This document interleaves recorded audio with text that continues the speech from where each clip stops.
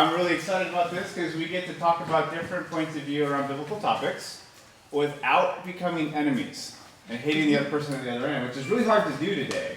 If you just watch a political debate, they walk away and there's nothing. So we want to set a different tone. We want to show that you can talk about different ideas, even if they're controversial, and hopefully get to some better understanding of the truth. And I'm just going to get out of here and let Robert come up and get us going. Thank you. Hello. Me again.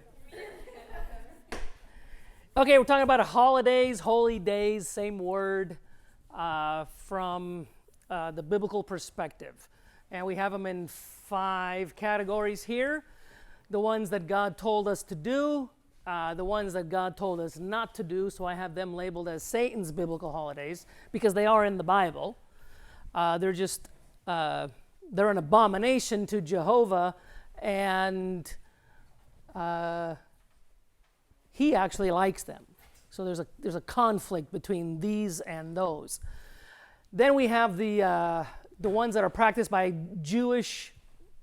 Orthodox Jewish people today on the planet, Christian holidays and secular holidays. So everybody should fit in one category or another, at least if you live in the United States. Over here we have the 6,000 years of human history broken up into 1,000-year circles. The last millennium, the 1,000-year millennium, where we're expecting the Messiah to come back to rule. I put it in square. Also of note, these are the birthdays of these people to mark the beginning of these millenniums. And these are the years, 4,000 BC, 3,002. Also, what do we have here is I highlighted Israel as a nation. The kingdom of Israel comes to existence at about 1000 BC with King David.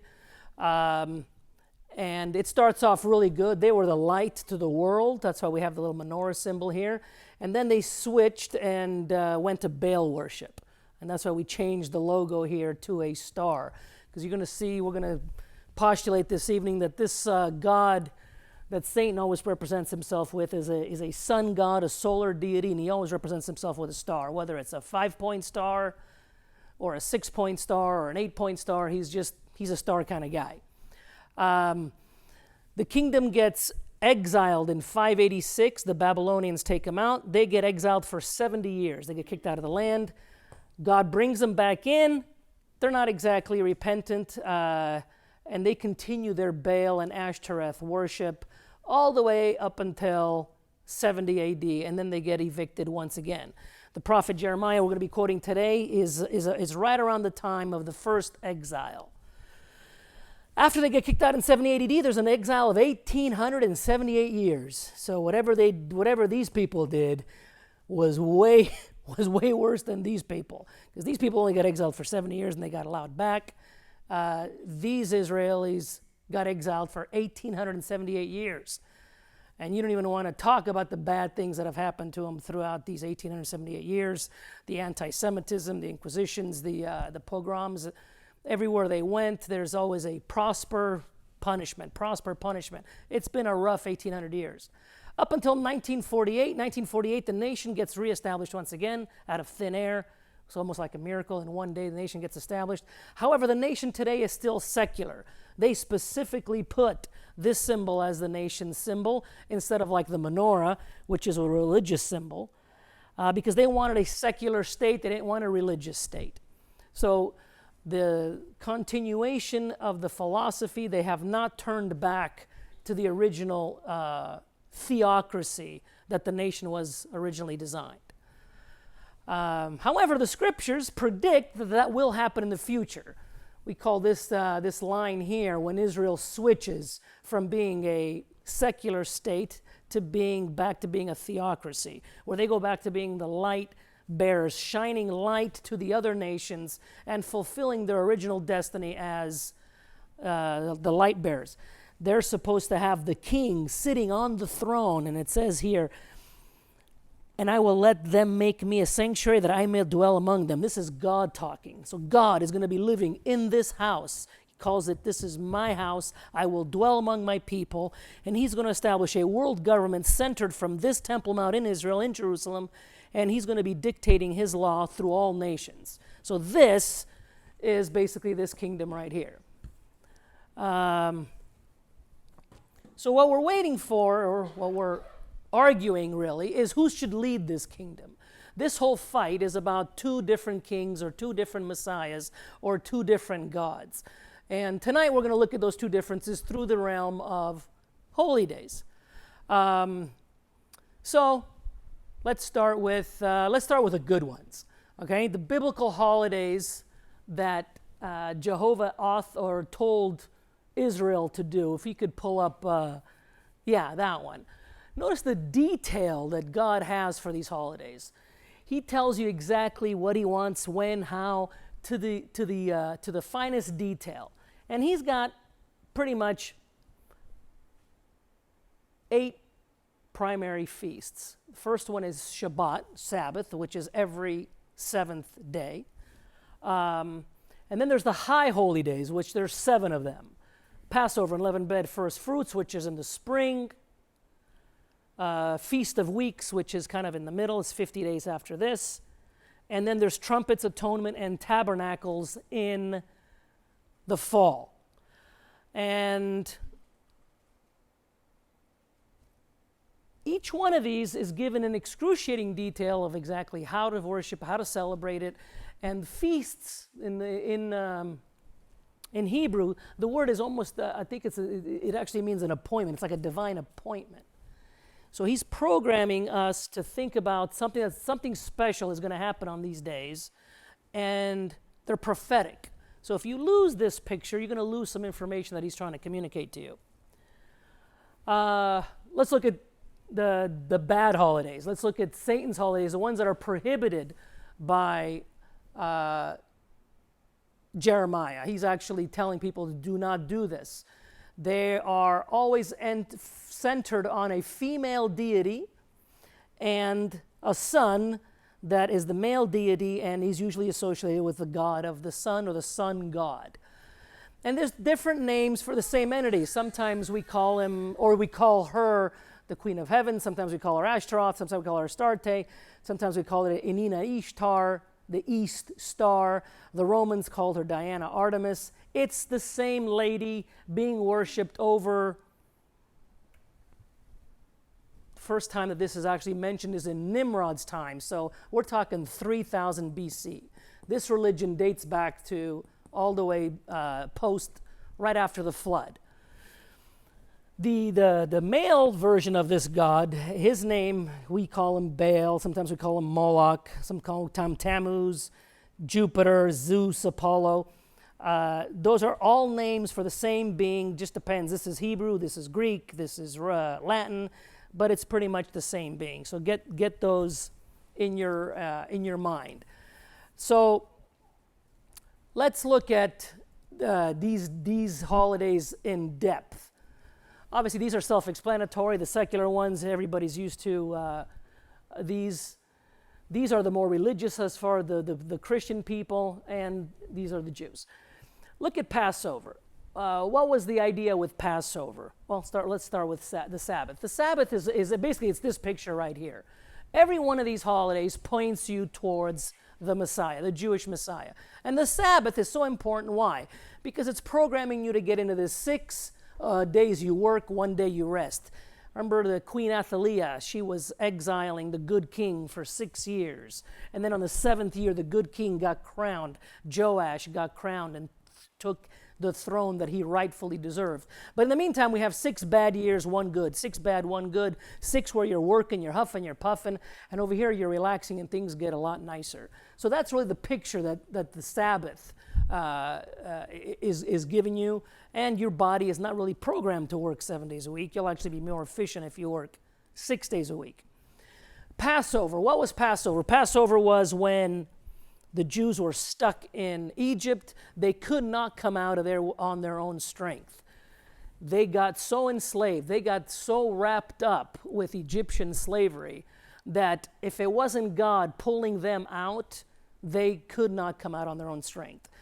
And the feast of the Passover was that after God gave 10 chances to the Egyptian Pharaoh to let his people go, he kept saying no, no, no, no. The final event was where the angel of death came, and wherever he saw the blood of the lamb on a doorpost, he skips that house. And wherever he didn't see the blood of the lamb, that house lost its firstborn son.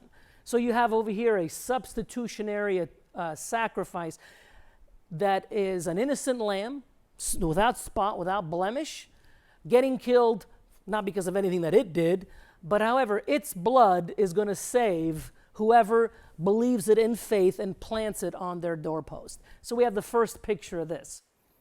Then we have unleavened bread. Can you pull up the way we break down unleavened bread and first fruits? Unleavened bread was a 7-day feast that started with basically bread that doesn't have any yeast. And notice this bread. It's got holes in it. It's pierced. It's got stripes in it. So it has no sin, no yeast. It's got holes, and it's got stripes. And the calendar one that shows the days of how these days interact with each other. Yeah. So unleavened bread was a 7-day holiday that started from the 14th of Nisan, 7 days of unleavened bread, and it goes to this first week. Now,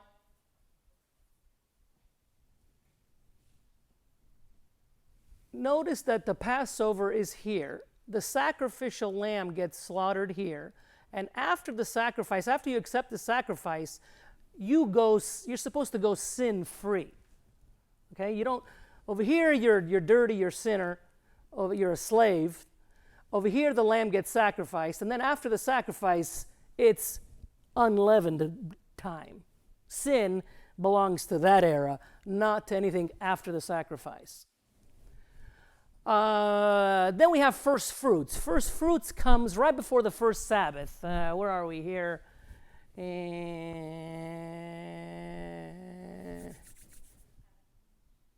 Where? Orange? Right here? First fruits comes right after the weekly Sabbath. Which is right here, 18, green. It's the, just pay attention to the colors. First fruits is the green one, so right after the weekly Sabbath, we have first fruits. Notice it's 3 days from the time of the sacrificial lamb. Notice 3 days and 3 nights. So the lamb gets killed Wednesday night. Thursday night is 1 day, 1 night. Friday night is 1 day, 1, and this 2 days, 2 nights. Saturday is 3 days, 3 nights. So this lamb, if Yeshua is the resurrected lamb, he gets killed Wednesday night. He resurrects Saturday night and fulfills being in the grave those 3 days and 3 nights. And when he comes out, during the Feast of Unleavened Bread, it's still going on, but he comes out on this holiday of first fruits. And we say that this points to the Messiah because he gets the first resurrected body on that day. And that's kind of like the body that we're all waiting for. But the harvest for us is in the future. This is like a down payment. It was to give us an idea of what's going to happen when you follow me, you accept my sacrifice, and I'll give you the same body that I'm getting. But he just gets the first one. So that's first fruits. Then there's Feast of Weeks. It's 49 days after this. The Jews celebrate the Feast of Weeks because that's the day that they got the Torah from Mount Sinai. And if you remember, that's the day that there was a rebellion with Moses, and they were starting to argue over who should run the camp between Korah and Moses. And it got to the point where God says, okay, Moses, draw a line. Everybody that stays on that side of the line, earthquake, earth got swallowed up, and 3,000 Jews lost their lives that day because of that rebellion. The other thing that happens on Feast of Weeks, which is in the New Testament, is what we call Pentecost. It's the day that the Holy Spirit comes into that room in Jerusalem, and it says that 3,000 people were added to the church. Now notice the contrast. 3,000 people got killed, negative 3,000 because of the law, and the Holy Spirit, you get a positive 3,000. It's not a coincidence that those numbers are the same. So that's the day that we get a new law, we get a new spirit, and that's the second time that all the Jews had to go to Jerusalem.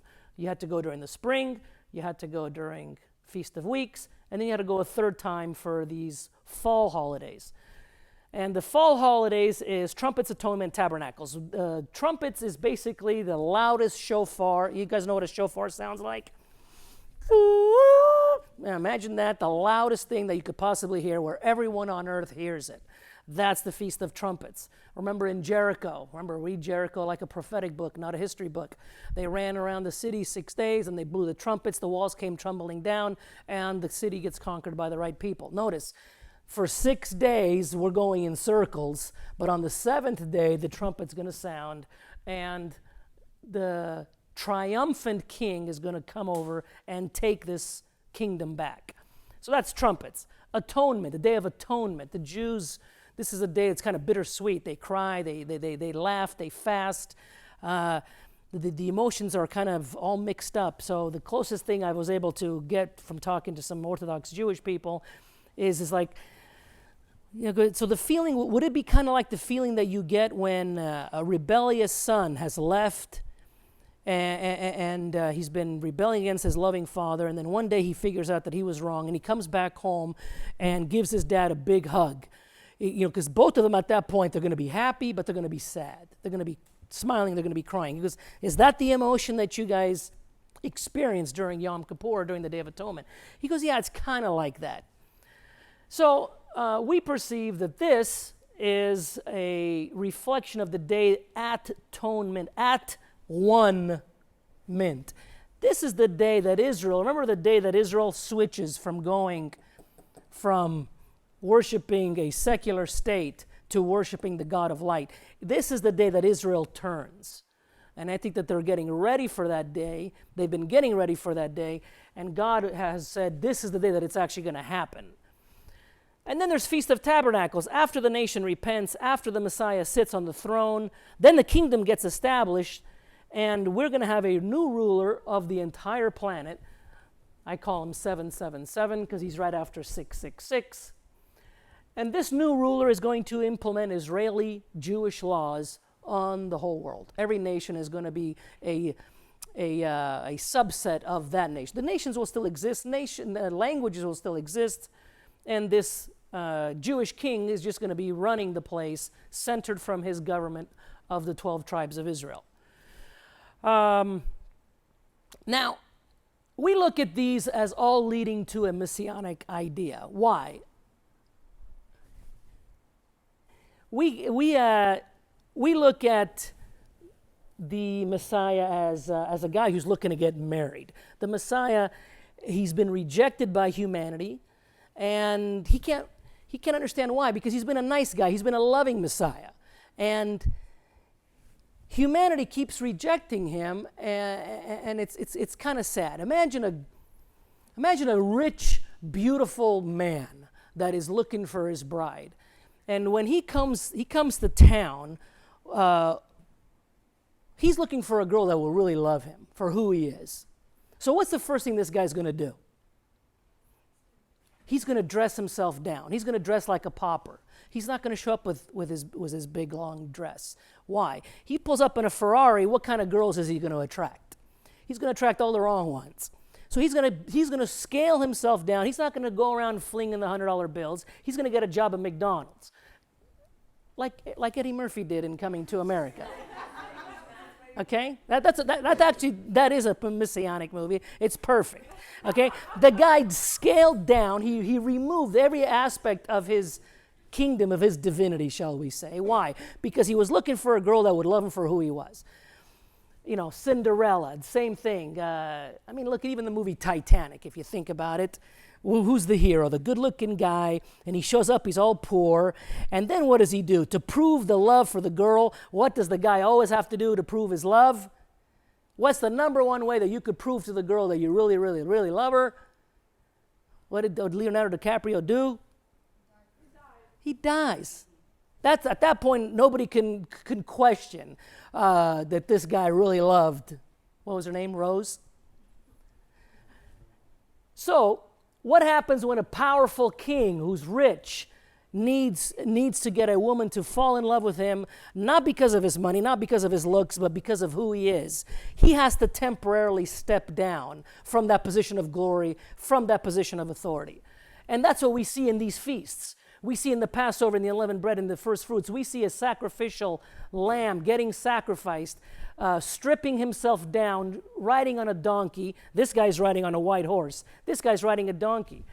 We have actually, the Jewish people came up with two concepts of two messiahs because they can't reconcile this guy who's getting beat and punished with the guy who's getting crowned a king. So they come up and they called two of them. They said, this is Messiah ben David, and this is Messiah ben Joseph. Messiah ben David is the king. Messiah ben Joseph is the suffering servant. My point to you is that could it be that it's the same being and he shows up in two different times? Why? Because a loving relationship has to be based on free will. And if he came with full power and full glory and full authority, he was going to attract the wrong kind of people. He's inviting us into this kingdom. This kingdom is an invitation for people who love God and love his laws. Not because you get paid, not because it's beneficial to you, but strictly because your character loves God's character and you love his laws so much that you want to live in this kingdom at all costs. I don't care if I'm the janitor in that kingdom. I'd rather be the janitor in that kingdom than the lion and the king in Satan's kingdom. So that's what he's looking for, and we're postulating this evening that that Yeshua comes in 33 AD, and he offers us the kingdom on that day. He strips himself down of all glory, and what do we do when he offers his kingdom to us? What do we say? Can you put the picture of Pontius Pilate? The mankind says, you know what, we don't like this guy. I don't like his character. We actually want the other Yeshua. There's two Yeshuas that show up. There's Yeshua Barabbas, and there's Yeshua, son of Joseph. Now, interesting name. So they're both called Yeshua. But notice that Barabbas in Hebrew means son of the Father. Notice the title that this guy was claiming. He was claiming to be the son of the Father. This other Yeshua, who we chose instead, this guy here, had the exact same name and the exact same title. Now, isn't that interesting? We have two Yeshuas, and who do we pick? We picked the wrong one.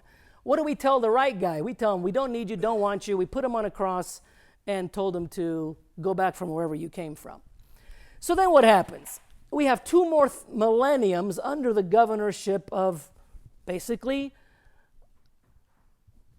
this is the choice between Jesus Barabbas or Jesus called the Messiah. But notice, son of the Father, in essence, this guy was claiming the title, directly or indirectly. And tonight we're going to postulate that was actually another one of Satan's possessive men. That's why we put here 111.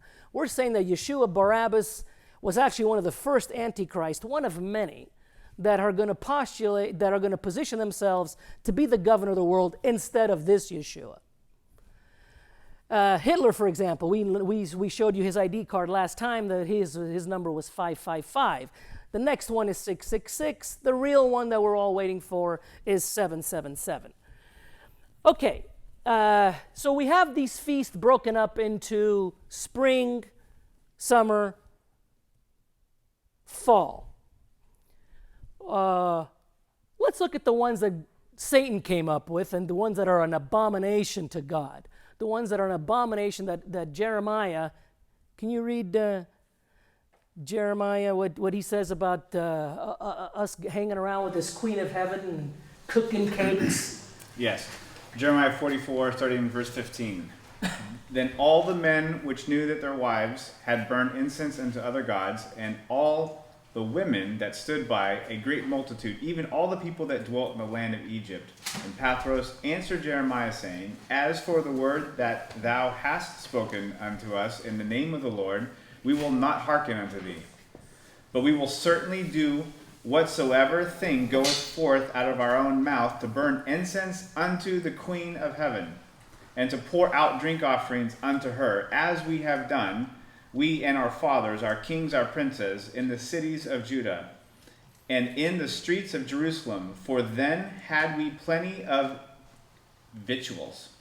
Okay, so Jeremiah is saying, will you guys knock this off? This is an abomination. But they're saying, no, we are not going to knock it off. We're going to continue doing this just like we did with our ancestors. And remember, this is Jeremiah, so he's talking about here when Israel is no longer bearing the flag of Jehovah. They're actually bearing the flag of Baal right now. The whole nation has adopted an Ashtoreth, a queen of heaven, and a Baal mentality. And we are drowning in traditions like making cakes to the Queen of Heaven. That's a picture from my cousins in Italy, actually. And we are baking cakes to the Queen of Heaven. This is exactly, this is 2019, but notice from a prophet that was writing of almost 3,000 years ago, these traditions are alive and well in secular society and in religious society.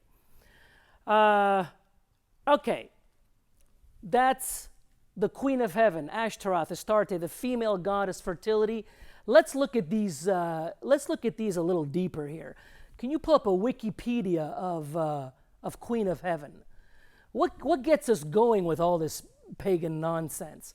Now, the first thing that's interesting here on the Queen of Heaven of Wikipedia is look at there's already a confusion.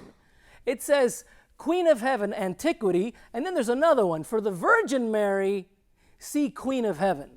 Now, the distinction is this one's a capital H, and this one's a small h. That's the distinction. That's it. Other than that, this is talking about the pagan female deity that Jeremiah was telling Israel to not worship. And today, you want to click on Queen of Heaven? Let's look at the other one.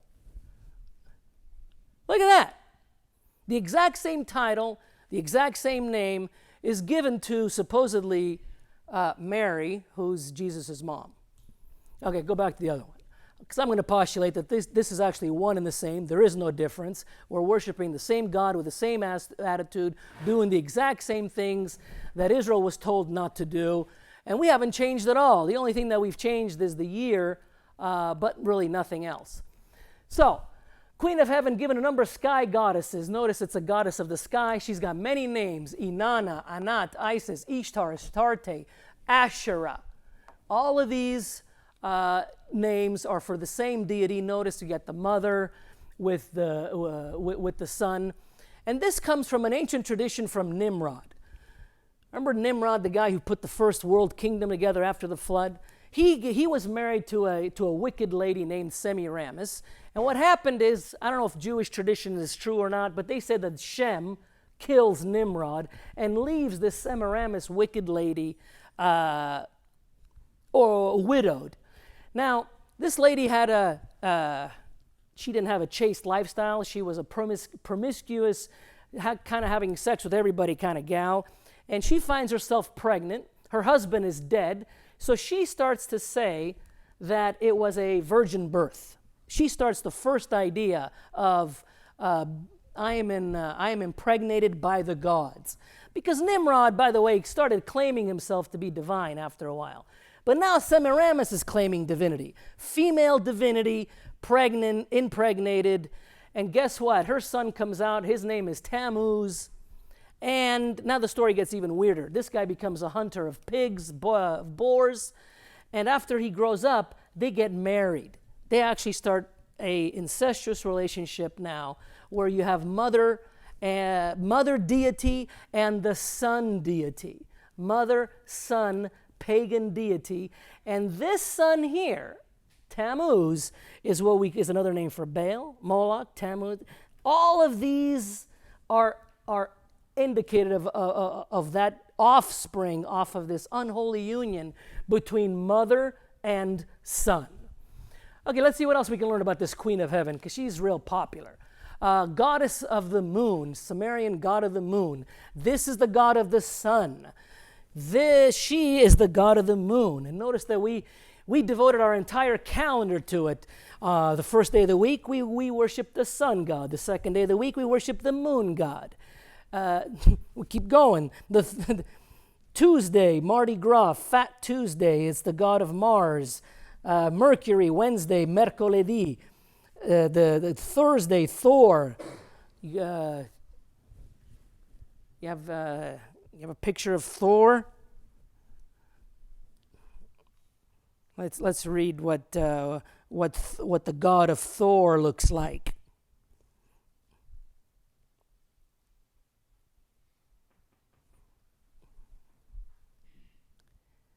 God of thunder. He's the son of a deity, so he's a son. He's the god of thunder, and he's the guy who throws lightning bolts. Okay, so he's violent. He fits this description perfectly. God of war. Venus, fire day. That's how we get Friday. And of course, the last one is Saturn day, which brings us to this holiday here called Saturnalia. Can you pull up Saturnalia? Wikipedia on Saturnalia. This is a Roman festival. This is before the New Testament was ever even written. A continuation of holidays after these deities. Can you pull it up, Katie, or do you want me to read it off of mine?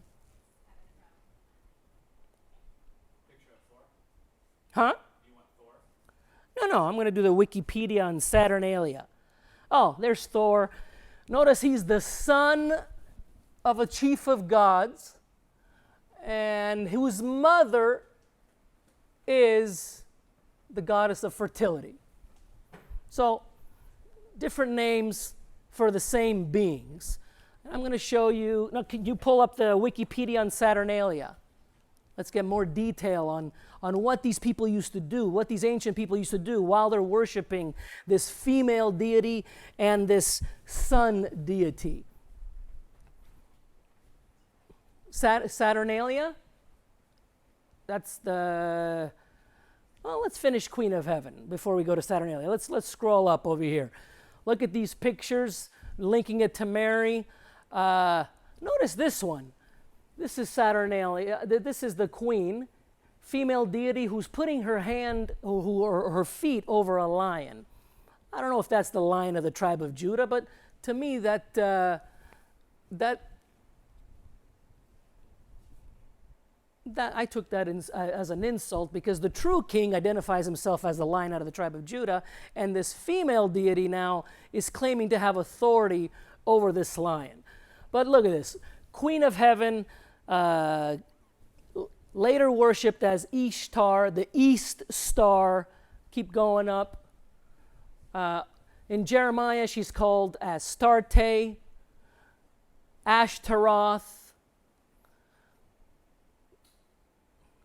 Fertility, sexuality, and war. Okay? Her symbol was the star. Fertility, sexuality, and war. Now think about that. Keep that in mind. Fertility, sexuality, and war. Does society today have a problem with fertility, sexuality, and war? And could it be that we have these problems because we're still doing things, we're still burning incense to the Queen of Heaven, we're pouring out our drink offerings as we have done, as our fathers have done, and we haven't learned from the mistakes of the past, we're doing it again. Look at this. See that would do in the cities of Judah and the streets of Jerusalem. The children gather wood and kindle the fire. By the way, I think this is what it means to prohibit the Israelis to kindle a fire. This had nothing to do with pushing an elevator button on a Saturday.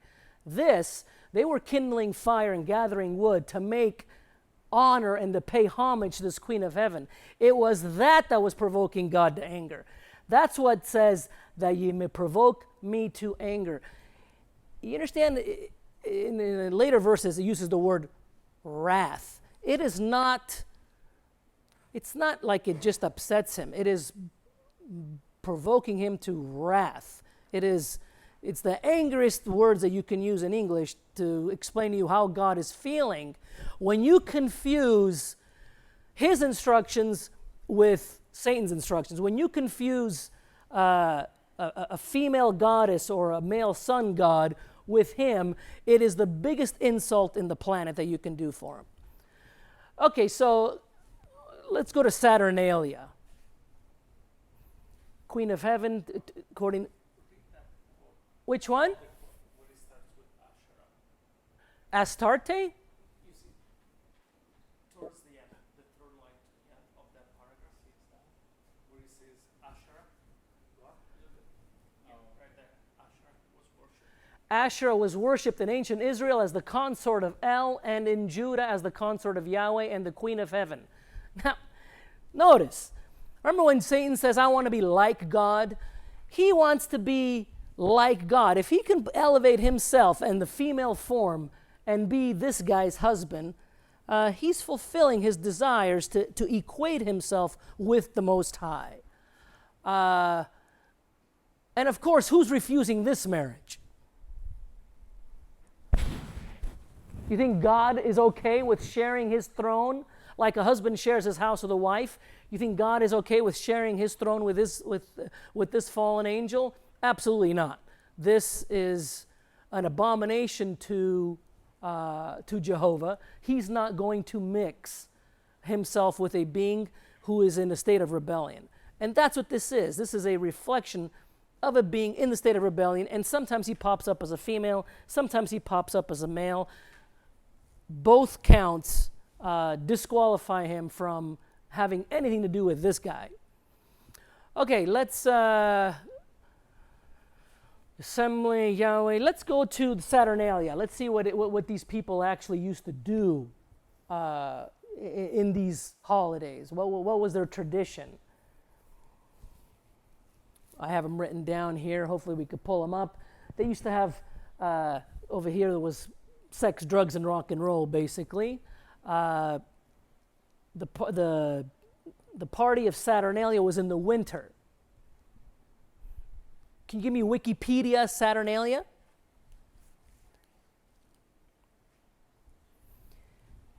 They used to overeat, gluttony, sexual fornication, ancient god of Saturn, right around the December 25th, because these holidays were all solar based. This was during the spring equinox. This was during the winter solstice, when the sun was the farthest away from the earth, and it was kind of like the sun was reborn, and days started getting longer after that point. So that's when it became popular to do this. But look at what we used to do during this gag gifts. So we have gift giving. We called it the best of days, private gift giving, continual parting, public banquet, carnival atmosphere, overturning social norms. Gambling was permitted. Masters provided table service for their slaves. That's role reversal. You understand?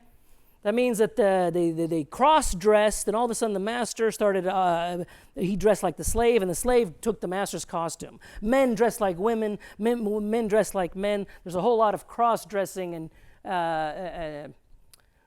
today it's called transvestite, in essence. So society is being spun upside down, and all social norms are being broken. That's what's going on during this feast of Saturnalia. Now, let's see Baal and then Moloch. Can you pull up the Wikipedia of Baal? That was sun salutation. You know, in yoga, we say we don't worship the sun today, but really? Okay, this is the god of Baal. This is what they used to worship under this name here. And notice this one was made out of gold. Today, we can't afford it out of gold, so we got a bronze one. But the idea of worshiping money and power and strength and authority, not much has changed. We just changed the dresses and we changed the metal. Notice the sun with the snake. Okay, well, let me see Moloch. Look at this guy. This guy we used to sacrifice our kids to. Because think about it. You're having a sex festival early spring. Okay, 9 months later, a lot of women are going to be pregnant with unwanted babies. What are you going to do with these babies that come out and they're born late winter? You got to get rid of them. So what do? You bring them to the god of Moloch and you sacrifice it. And this made God so upset, and he wrote it over and over and over. Do not give my seed unto Moloch. Do not give my seed unto Moloch. You are committing whoredoms. Do not do this. Knock this off. Now you say, well, gee, we don't do that today. We don't have a burning statue where we throw our kids in. Like, no, we don't do that at 40 weeks. We do it at 36 weeks, at 32 weeks, at 28 weeks, at 24 weeks, at 20 weeks. We have abortion clinics throughout the... Oh, here's a map. Somebody look up how many abortions we do worldwide today.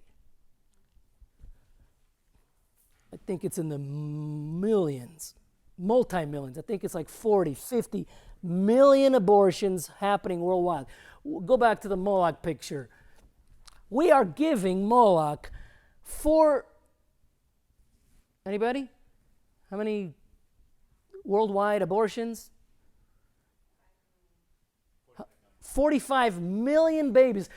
We're giving this guy 45 million babies, and we can't even wait till they're born. We got to give them to him a lot sooner. But besides the differential in age, this religion is alive and well on the planet today. So, we're adopting pagan fertility and sex festivals with our cross-dressing, our role reversal. By the way, role reversal is another way of introducing the idea that we're all the same. Your socialism teacher at school, notice he just cannot stand the fact that somebody has more money than somebody else. He wants everybody the same. We have to homogenize everything and everybody. So, this is ancient biblical history, 2,000-3,000 years ago. However, today, we've graduated, and as we've seen already, a couple of these things we're still doing. Look at this. Do we have a winter festival that people like to enjoy overeating and fornicating and gift-giving and gambling? I mean, I put Christmas here as a secular holiday. This has got absolutely nothing to do with religion. Okay, even Easter, there's a secular version of Easter. You got the fertility rites with the Easter bunny and the Easter eggs. The people celebrate these holidays. And by the way, you notice the Easter ham and the Christmas ham. You got to tie back into the pig that Tammuz was a hunter of. Without pig, all these holidays for some reason dry up. It's the official meal of the day. But the point is that traditions of 2,000-3,000 years ago, even though people have never read the Bible, they don't believe that Satan exists, they don't believe that Jehovah's exist, they think that everybody is just doing their own thing. Notice how these mirror these and how these mirror those. Look at our fascinations with birthday. Go back, put the yoga picture back up. So we don't worship the sun. Really? You ever go to a yoga studio? That's what they do, and it's called the salutation of the sun. They bow down to it in 18 different ways. I can't even think of how many. Exhale, inhale, right foot forward. I mean, we've made worshiping the sun an exercise. This is fascinating. Look at birthdays, okay? Read the Satanic Bible. This is a quote from the Satanic Bible about birthdays, our fascination with birthdays. The highest of all holidays in the Satanic religion is the date of one's own birth. This is in direct contradiction to the holy of holy days of other religions, which deify a particular god who has been created in an anthropomorphic form of their own image. Okay, what he said is that the best day, the best and the highest holiday for us should be our own birthday. Because according to Satanic religion, the most important person in the universe is yourself. So if the most important person in the universe is me, the most important day of the year should be my birthday. It's rational. It makes sense. But notice the other part. It was an abomination to him. What he said, it was an abomination that these holidays are aimed at a God who was anthropomorphic. What that means is that a God who made himself in the form of physical flesh. That part is abhorrent. what did he say? It's abhorrent. Okay, It's an abomination. back in Jeremiah. No, I think they use the same words. For Satan, these holidays are an abomination. Anthropomorphic, which is an abomination to Satan. And what's funny is that Jehovah used the same word, an abomination, when he was talking about what we're doing with all this nonsense. Okay, so this is an abomination to Jehovah. That's an abomination to Satan. Interesting how these guys look at the exact same thing, but coming up with different conclusions. Okay, there's other secular holidays, 4th of July, Labor Day, Halloween, Memorial Day, Thanksgiving. They're not directly related, but notice that they're all of them either related to war, they're all either related to socialism, like Labor Day, Halloween, cross-dressing, Memorial Day, I think that's got something to do with war, Thanksgiving, a feast of a harvest. Let's do a Wikipedia search on Carnival. Carnival is something that is celebrated worldwide. In America, it's kind of downplayed a little bit, but to the rest of the world, it's an important secular holiday, and it's played in every single nation around. Can you do a wiki on Carnival? This is a spring feast where you go in the street, and let's do images. No, not, yeah. Okay, let's see. Carnival is a Western Christian festive season that occurs before the liturgical season of Lent. We'll talk about Lent in a minute. Entertainment, street parties, public street parties, a circus, elaborate costumes, masks allow people to set aside their everyday individuality and experience a heightened sense of social unity. They consume excessive amounts of alcohol, meat, and other foods that will be foregone during the upcoming Lent. So we pig out, and we're getting ready for a fast of a 30, 40-day fast that's coming up. And let's look at them. This is Rome in 1650, but this is Rio, like probably this year. Look at all the nations that do this. Scroll, you're going to see a whole bunch of these. Look at these. These are the nations that do this. Okay. Canada, Caribbean, Colombia, look at Nicaragua. Click on the one in France. Let's see what it looks like. Yeah, pick any of them. Let's see Italy. Let's stick with the Italians. Yeah, see? This is what it looks like. That's Carnevale in Venice. You hide your true self. Let's count 1, 2, 3, 4, 5, 6, 7, 8, 9. Okay, we didn't get to 8. Look at Hungary. A bunch of weirdos dressed up like a bunch of weirdos going up and down and having a parade. And notice that it's not religious. We have some religious connotations with Lent and Easter, but this particular thing is done by mostly secular people.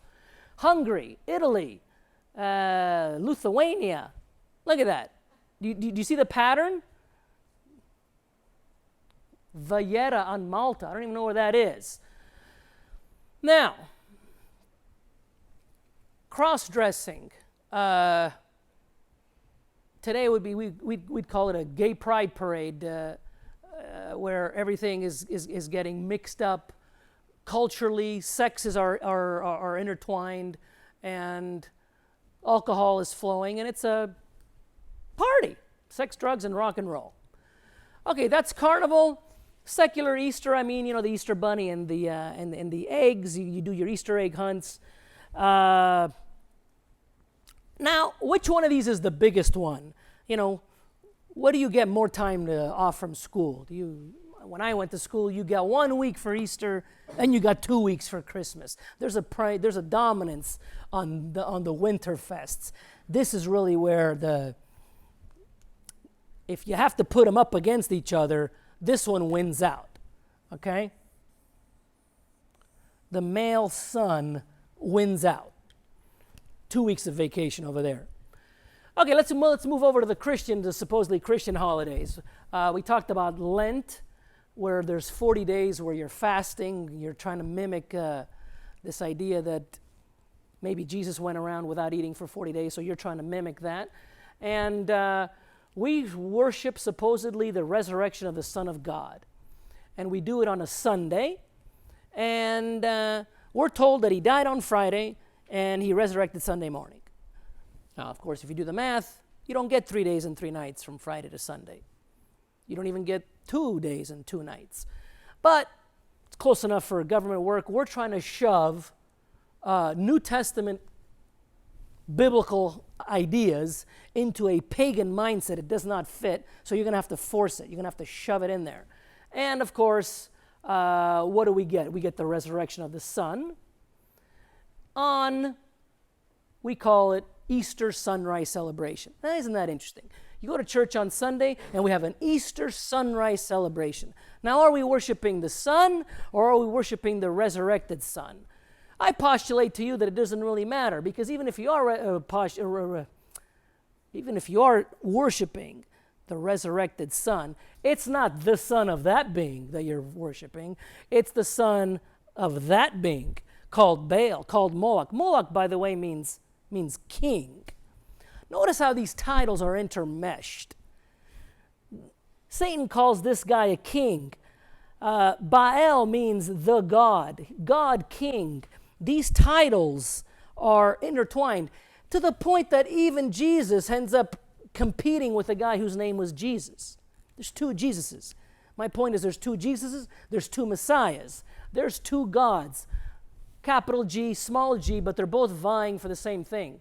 So, when we say the resurrection is a picture of the Son of God, you got to ask yourself, which Son? Is it that one or is it that one? Same thing with Christmas. Christmas is the birthday of the Son of God. Okay. Ask anybody, do we know when Jesus was born? No. Does the Bible ever say? No. Notice the detail that we had at the beginning of all the holidays that God specifically told us to do. He told us when, how many little pieces of salt to put on the plate. But the most important holiday in Christendom, the birthday of Jesus, for some reason we have to guess on his birthday. So we have to pick a date.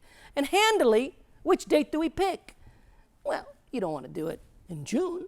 Why not do it when all these other people are already lined up to worship Baal and Moloch and Tammuz and Jupiter, and we have a resurrected son on December 25th, and if you're trying to merge world religions with New Testament theology, you get a whole lot of newcomers coming into your party. You get a lot of people coming to the party if you call this December 25th. And that's what we did. To increase the scope of the church, we changed this holiday, and we just started calling it Jesus' birthday, Son of God.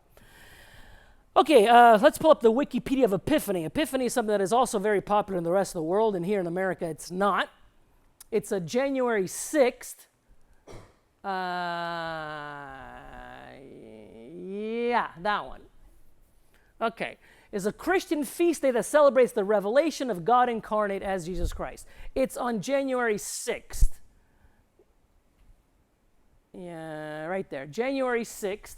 And this is kind of done on Eastern Orthodox. It's more like a Russia kind of thing. But even in Italy, I think, do you do anything on La Befana? It's called in Italian. You exchange gifts. And what do you do on December 25th? Depending on the area, sometimes this is the main one. Okay. Like where we're from, that's what you usually do with that, not on Christmas. So interesting that the main peak of this season, sometimes it lands before New Year's, as in December 25th, and sometimes it lands after New Year's on January 6th. But fundamentally, it's the same holiday. But there's this confusion between New Year's, and then we have 5 some days before and 5 some days after. We get to January 6th, December 25th. We'll talk about that more later on. Okay, also, the weekly day of worship has been changed from Saturday, and we change it to Sunday. Why? Well, this whole religion is based on the sun. We're worshiping the sun. We're worshiping the sun god, this male deity sun god. So doesn't it make perfect sense that the most important day of worship should be shifted from the 7th day to what God had said? We need to shift it to the first day, which is our Sunday. And if you don't get enough worshiping done on that day, you go to Moon Day. Okay, Let's look at, did we finish all the supposed Christian holidays? Oh, let's read what Jeremiah talks about. Let's look at, Jeremiah has a thing about the Queen of Heaven, but he's also got a thing about this Christmas game. Read Jeremiah chapter 10 and see if this applies to modern day Christmas. In verse 2, thus saith the Lord, learn not the way of the heathen, and be not dismayed at the signs of heaven, for the heathen are dismayed at them, for the customs of the people are vain. For one cutteth a tree of the forest, the work of the hands of the workmen with an axe. They deck it with silver and with gold. They fasten it with nails and with hammers, that it move not. Okay, so he's saying, do not do what the heathen do. And what these heathen do is they're crazy. They go in the middle of nowhere, they cut down an evergreen tree, they lug it on their shoulders, they bring it in their house, they stick it on a stand because the thing can't stand itself up, and then they deck it with gold and silver, especially the one that wraps all the way like a snake around this tree. Now look at the image of the Christmas tree. It's an interesting image. You got the triangle. You chop it off at the top in order to put the star, right? So over here you put your star on the top of the tree. The star on the top of the tree. You put the star. Yeah, you put the star. The 8-pointed star. Remember what we read about the Queen of Heaven? Now sometimes it's a 5-pointed star like in the cover of the Satanic Bible. Sometimes we even got Chanukah going. We can get the Jews roped into this, and we put a 6-pointed star on it. See if you get a tree, a Chanukah tree. Can we get a... It's called Chanukah, yeah, CH. It's a merger of yeah, right there. Come on. Now, tree, yeah, tree. Yeah, there you go. See? Oh, and we make it blue. We make it Israeli blue. Now, notice the snake wrapped around this tree. Now, I've been postulating to you guys that these are miniature towers of Babel that were God did not allow them to finish, and what Satan has been doing, he's been putting these little towers of Babel in our homes every year, and he's waiting for him to set his final authority in his final kingdom, what we call 666, and basically take control of the planet, something that he hasn't been able to do yet. But this could also be the tree of the knowledge of that was in the garden that Satan was wrapped around. Those are the fruits, and we were told not to eat from it, and he said, go ahead, eat from it. It's interesting imagery. I don't know if we're making stuff up here, but the bottom line is you have an evergreen tree, a tradition that dates back to way before Jesus was even born, before even Mary and Joseph even existed, and everything associated with it is based on selfishness. You get gifts, not because you deserve it, not because you did anything. You're just kind of entitled to stuff. I remember going up to my mom, what do I get? And when do I get it? And why don't I have more? That was what I did on Christmas morning. Okay, so Lent, cakes, Friday, Jeremiah. Okay, let's look at the Jewish holidays, because you think, okay, all this paganism has been pressuring itself into the church, right? We're being pressured. These ideas are being shoved into our ideology. Surely it didn't make it to the Jews. Surely there's no way that they would have gotten it, right?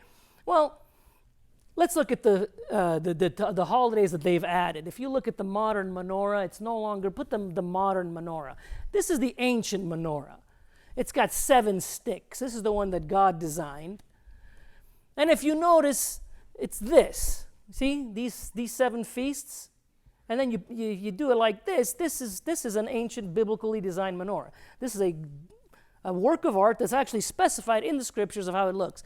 But this is the new one that we're using today. And we added this because of Hanukkah, the 8 candles and so supposedly.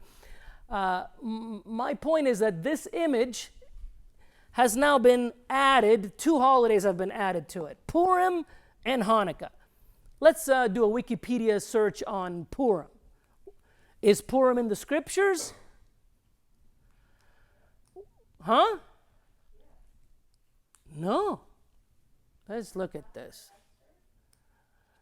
No. Okay, you're bringing up a point. If you're trying to shove a holiday into a place where a holiday is not there, because remember, these are the holidays that God told you to do. He didn't tell you to do Purim, and he didn't tell you to do a Hanukkah. But let's say that you wanted to shove a Purim. Let's say that you're a little upset that all these other people are getting to do Carnival and Easter and dressing up really funny. Put some see the pictures of what they do on Purim?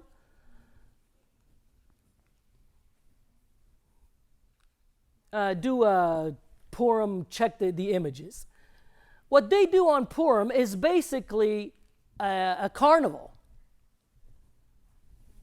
You get it? There you go. That's Purim.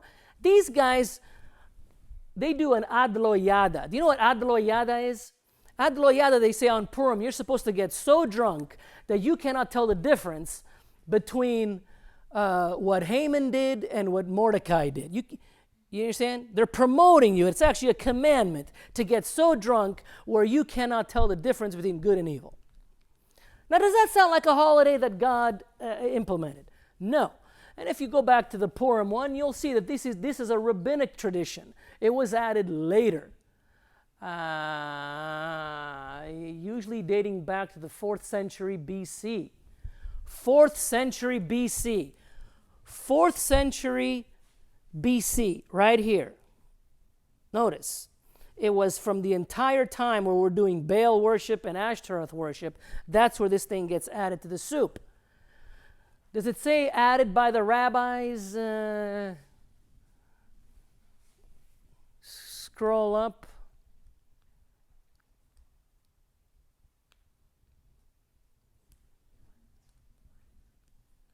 Religion, text, category, portal. Where? Above Jews and Judaism. There you go. Related to Hanukkah as a rabbinically decreed Jewish holiday. And by the way, Hanukkah says exactly the same thing. It's not ordained by the scriptures, the Tanakh, the Torah. It is a rabbinically decreed Jewish holiday way late into the season. And it just so happens to land right around the time that we do our pagan Easter and our pagan carnival. And it just so happens to be that you wear the mask and you do the same thing at the same time, for the same people at the same time, and you get drunk to the point where you no longer know the difference in good and evil. But how are we going to sell this to the average person?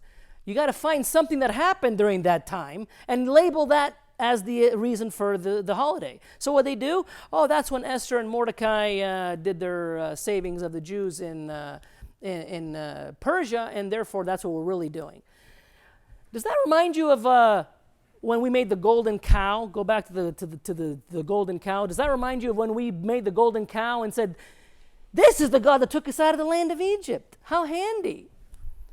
See, we didn't say, by the way, this is a pagan god of Lucifer, and he wants us to make a cow, and that way we get ourselves away from the true God.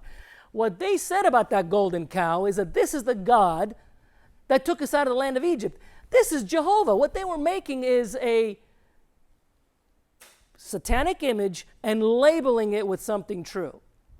You understand? That's what Purim is. Purim is a satanic idea, and if you can trace it throughout history. I'm trying to use red for my female goddess. I'm trying to use green for my male. But if you can see that these distinctions have been carried over throughout history, the church bought into it hook, line, and sinker on both the green and the red. And the Jews held up a little bit better. They only got one. Coming into to this with Purim. And then, of course, they needed their version of Christmas. So what are we going to do? How are we going to get the Jews celebrating Christmas? That's a little tough. Because the only thing that happened on December 25th for the Jews is that this temple here got desecrated by Antiochus Epiphanes on December 25th. They took a pig, sprinkled the blood all over the place, and then the Maccabees had to fight violently for like, I don't know, 2-3 years. And they had to go back and restore and reclaim this temple for Jewish sacrifices. So the desecration, the abomination of that temple happened on December 25th. It's getting kind of hard now to sell them a holiday right around the same time that one of the most horrible things happens to them. So what do we tell them? It says, we'll do the lights, we'll do the stars, we'll do the tree, we'll do everything that the pagans used to do. But we'll call it the Feast of Lights, and we'll call it the dedication of the new temple. Yeah, I think we can sell that. That would work. That would work. Another thing that is interesting about December 25th is that in the Jewish calendar, it's Kislev 25, which means that it doesn't always line up with Christmas. But every once in a while, it does. Which makes this the new holiday that is celebrated all around the world. You go to Dubai, you go to Africa, China. This holiday is an international holiday where everybody is partaking. It is the unification holiday. So let's label that with, no, excuse me, this was supposed to be red. These are the female deity, and this is the wannabe Christmas, the Jewish version of wannabe Christmas. The pagan influence came in. It didn't come in as strong as the church. The church bought it all, hook, line, and sinker. We didn't push anything back. Most people in the church, if you ask them about God's holidays, if you ask them about tabernacles, atonement, or trumpets, nobody even knows when these are. Nobody even knows what they are. Okay? Everybody knows their birthday. Everybody knows that Christmas is December 25th. I mean, everybody knows the 4th of July. Come on. Okay. Let's look at, pull up the Shekinah, the word Shekinah on Wikipedia. I want to show that this idea of the female deity, the Jews have not been immune to the idea of the female deity. They have let that pagan concept into their hearts as well. Wikipedia right here. Click on that. This term does not occur in the Bible, and it was from a rabbinic source. Did you guys read that part? It does not occur in the Bible. It's from a rabbinic source. Does not occur in the Bible. It's from a rabbinic literature. Okay, let's look at what this Shekinah glory is. No. Go back. Click. Okay. English transliteration of the word meaning dwelling or settling denotes the divine presence of God. Let's keep going. I want to see where they talk about the Sabbath bride. It's a female, the Shekinah represents the feminine attributes of the presence of God. The feminine attributes of the presence of God. God was never showing up as a female. God always shows up as a male. But Lucifer, he plays it both ways. He's got all the letters covered. So showing up in the form of a female is something that happens to his religion. And we had to find a way to shove it back into Orthodox Judaism. And what do? We use the Sabbath to do it. See if you can get to the point of where it says they actually prayed to the Sabbath as a woman.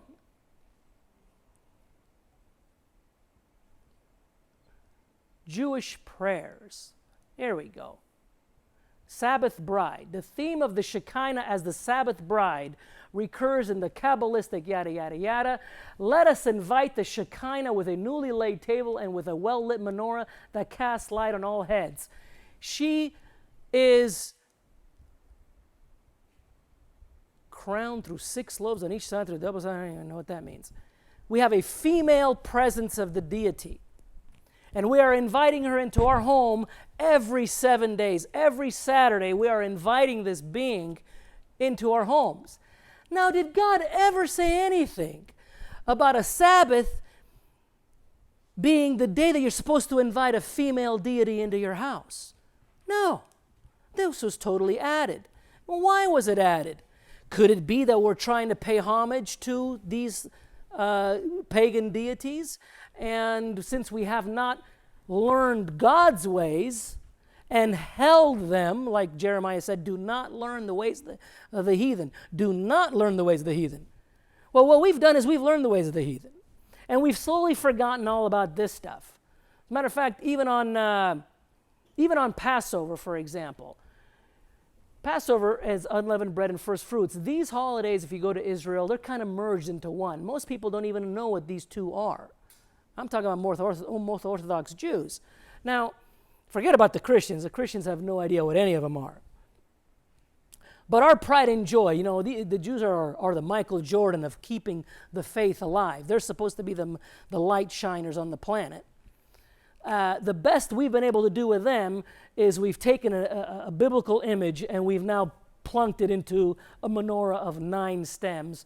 2 holidays which are added by the rabbinic traditions. And I'm postulating to you this evening that they are, Purim is a wannabe Lent carnival, and Hanukkah is nothing but a wannabe Christmas. Same God, same ideology, same everything. So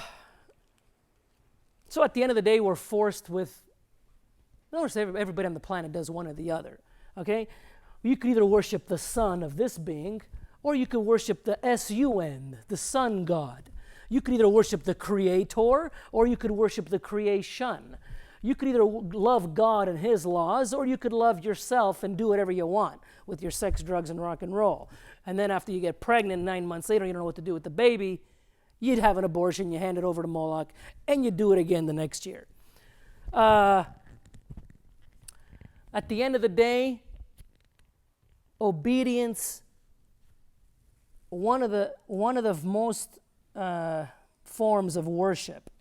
It's got many: sacrificing, singing, bowing down, but obedience is one definition of worship.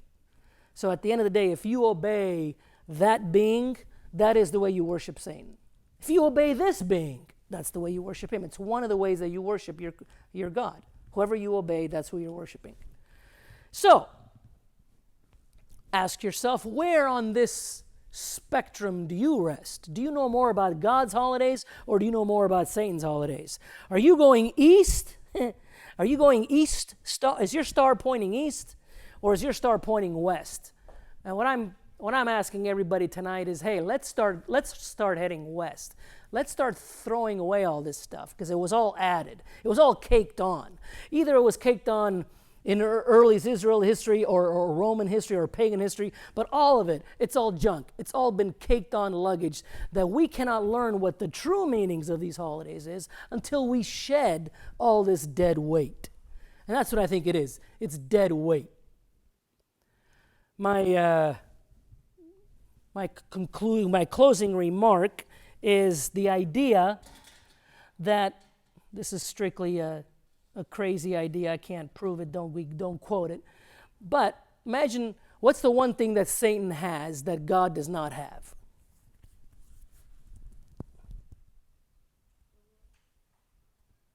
A what? A birthday. Isn't that interesting? The most important day in the Satanic Bible to any Satanist is your own birthday. Wouldn't it follow that the most important day for Lucifer would be his birthday? Why? It's the one thing he's got that God doesn't have. A being that is eternal, always is, was, and is to come, just does not have a birthday. But Lucifer has a birthday. It's a distinguishing mark that he has. For example, the Creator is a distinguishing mark that only he has. He's the only creation. What Satan can do is he can take pieces from the puzzle that God creates, but he can't create anything out of nothing. So Creator is a title that strictly belongs to this. But a birthday is a party that Satan can celebrate. And let's say that you were a satanically minded guy and that you had all power and authority temporarily over this world. What day would be the most popular? What day would you want the whole world to celebrate? Your birthday. Could it be? Now, wouldn't it be funny if it was, that Satan's birthday was actually 12 o'clock, December 31st, right at midnight? When the whole world is celebrating either New Year's, Christmas, Epiphany, could it be that his birthday is actually That's when he was created, and that's why that date is so important to him. Because why did he pick that day? God picked this day because this is the first coming of the Messiah. This is when the lamb showed up. He picked this is because this is when the lion's going to show up. He picked these times because this is when he was riding a donkey. This is when he was working at McDowell's. And this is when he's going to get married and have full authority and glory with the trumpets and the. So these days have a lot of importance to a king that is getting ready to take a throne. But could it be that this is all randomly just a stupid day that we've picked out of nowhere? I think that there's actually more significance to it. That is actually the day that Lucifer got created, and he's got the whole system, including every day of the week, lined up to honor him and to worship him and to pay him honor and worship, because fundamentally that's what he wanted. He wanted the worship that only belongs to this being. He wanted to take it. What else? He said, well, what about this 5 1/4 day nonsense? Why is it that New Year's Eve is shouldered by these two holidays that are 5 1/4 days apart? This is an absolute fact that in this millennium, all days are talked about in terms of 30-day months, 12 months a year. So the month is exactly 30 days, and the year is exactly 12 months. That means that the moon and the sun are in perfect synchronicity.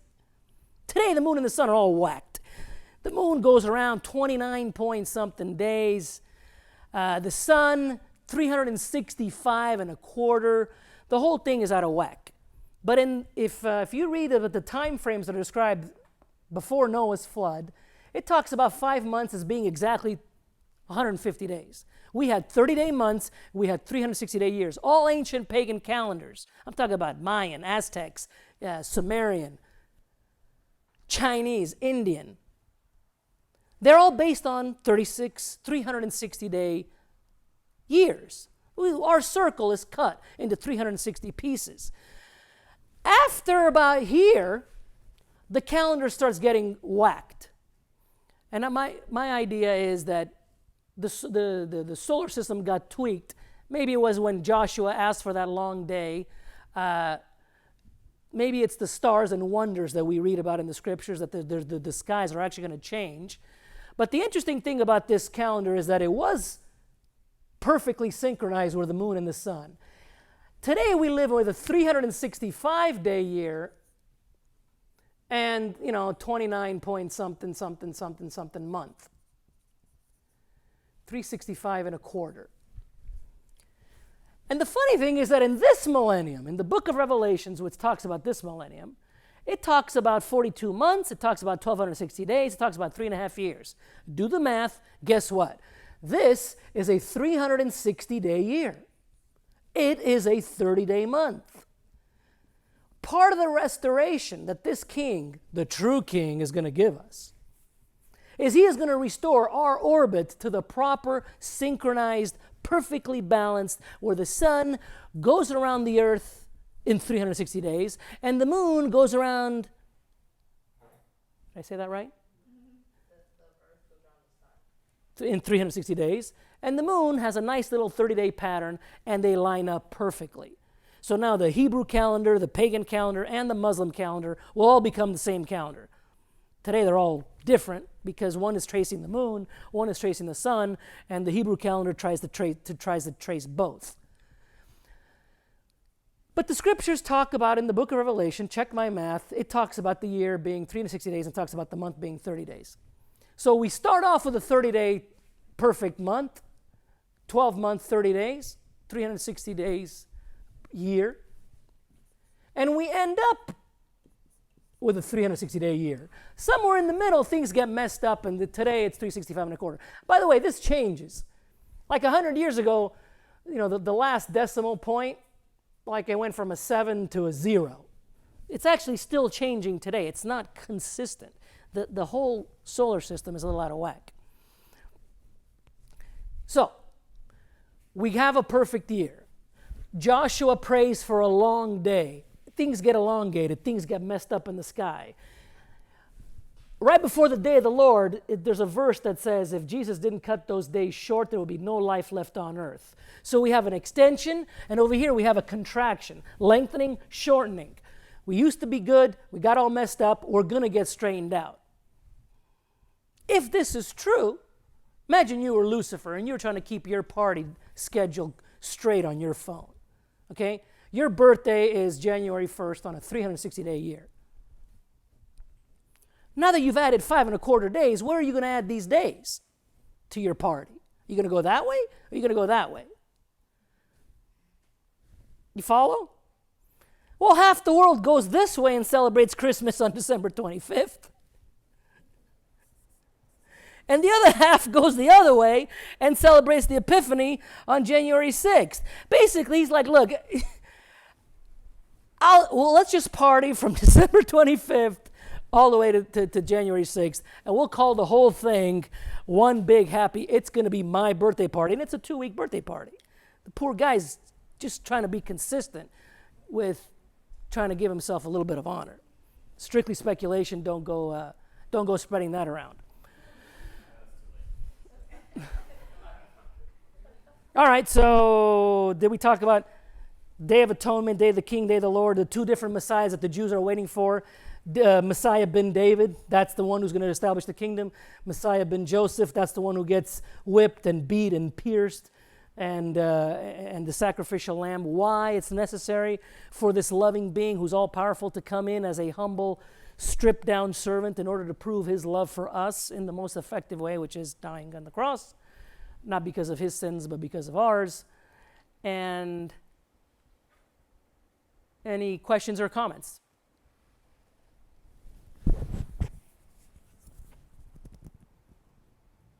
Nobody rang the heresy bell? That's what? Oh,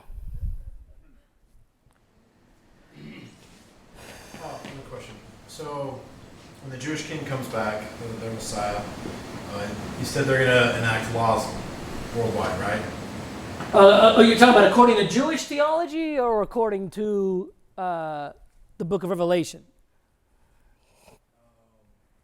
Well, actually, it's the same answer. The answer to your question is yes. The Jews are saying that we are going to establish a government that's going to eventually encompass the whole world. And our New Testament says exactly the same thing. You're going to be subject to every single one of these laws that the kingdom of Israel was subject to. Remember during the kingdom of Solomon, right here, for 40 years, they enjoyed 40 years of peace right here. And strangers were allowed into this kingdom as long as you obeyed their laws. This was the halftime show of this kingdom. Notice that it's right smack in the middle. All these laws are coming back. Sacrifices are coming back. That temple is going to get rebuilt. You're going to have a high priest, and it's going to be the high priest. You're going to have the King of Kings, the Lord of Lords, and the political and religious offices are going to be joined once and for all. What we've been hesitant to do, which is merging of church and state, which is why we always separate it, because every time somebody gets to do that, we have nothing but disasters. That is finally going to happen. Well, when is it going to happen? Is that the question? Hitler was 1940. 666 is next. Jesus left in the year 33. If you add 2,000 years to it, it gets to 2033. Think about that. In 14 years, it's going to be Jesus' 2,000th year departure anniversary. So remember when Jesus says, on the third day you'll see me again? This is what I think he meant. Day 1, day 2, day 3. Not the end of the third day, the beginning of it. Exactly. And we took that and shoved it into a resurrection, a death on Friday and a resurrection on Sunday, which makes no sense because he had to be in the belly of the whale, like the prophet Jonah, for 3 days and 3 nights. That was the only sign that humanity got. When the Jews pestered him, said, give me a sign. The only sign you're going to get is going to be in the belly of the earth like Jonah, 3 days and 3 days, 3 nights and 3 days. But him coming back on the third day does fit this picture well. So I'm saying that we're 14 years away. You know, the calendar right now is so messed up that it is very easy to swing 10, 20, 30 years one way or the other. You got to start getting into some serious mathematics to figure it out. It's probably possible. For example, this exile number, this 1878-year exile, there's a book in that library that actually shows you the idea that this was a mathematically devised formula. God says, if you do this again, I'm going to punish you 7 times. So if you take the amount of years that they were exiled here, plus the amount of years that they were exiled in Egypt, you multiply that by 7, and that's exactly how long the jail sentence was. All of this stuff is synchronized to the T. If you have those programs that look at the stars, if you look at the way the stars looked like in 3 or 4 BC, 2 planets actually lined up and created this humongous looking star right on top of Bethlehem. So this history is written in the stars. Not everything that's associated with astronomy is evil. Astrology is evil. That's astrology. But a lot of this isn't actually astronomy. So it's predictable. I don't know how to do it. The point of all this is whether you were born in this millennium, this millennium, this millennium, notice that the temptations have always been pretty much the same. You're always tempted to either follow this being or to do what you want, do your own thing, and do whatever you want. You're either part of the rebellion, which is what these things are all about, or you're part of the obedience. And when you love God, you want His kingdom to come. You actually pray for it. Our Father who art in heaven, may your kingdom come. And we want it. We want it here on earth, just like it is in heaven. What you got going up there, we want it down here, and I want to be part of it. That's what we're praying. If you like Him as a king, if you like Him as a governor, because if you like the way things are now, if you've enjoyed the last 6,000 years, this kingdom, you'll be, you know what you'll be like?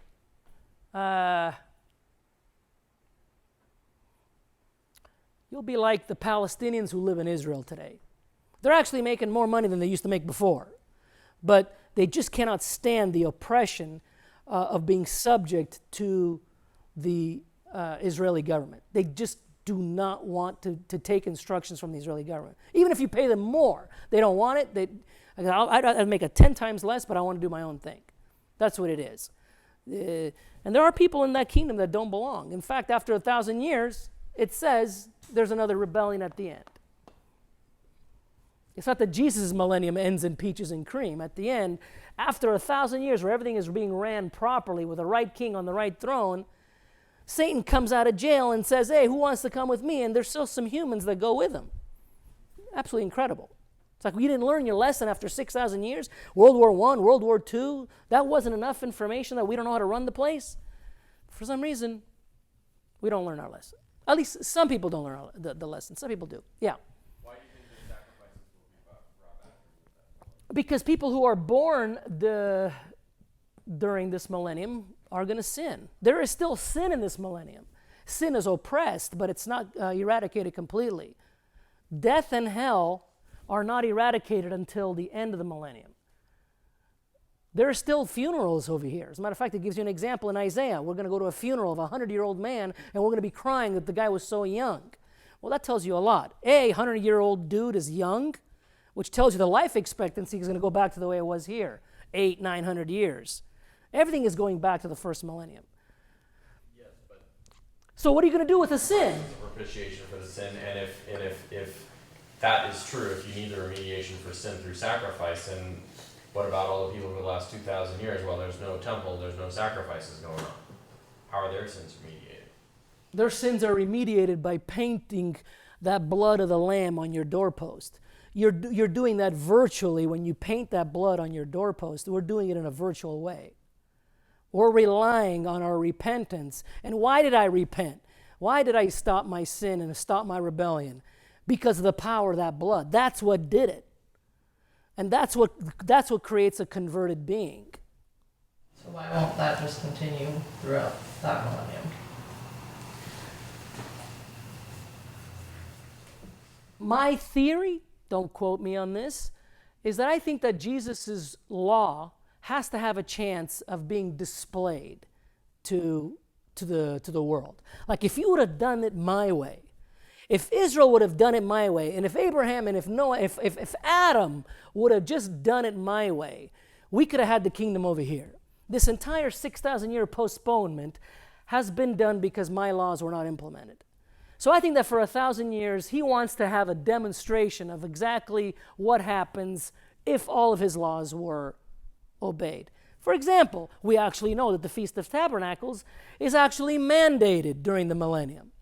All nations have to go and pay homage to this king in Israel. If you don't, your nation doesn't get any rain.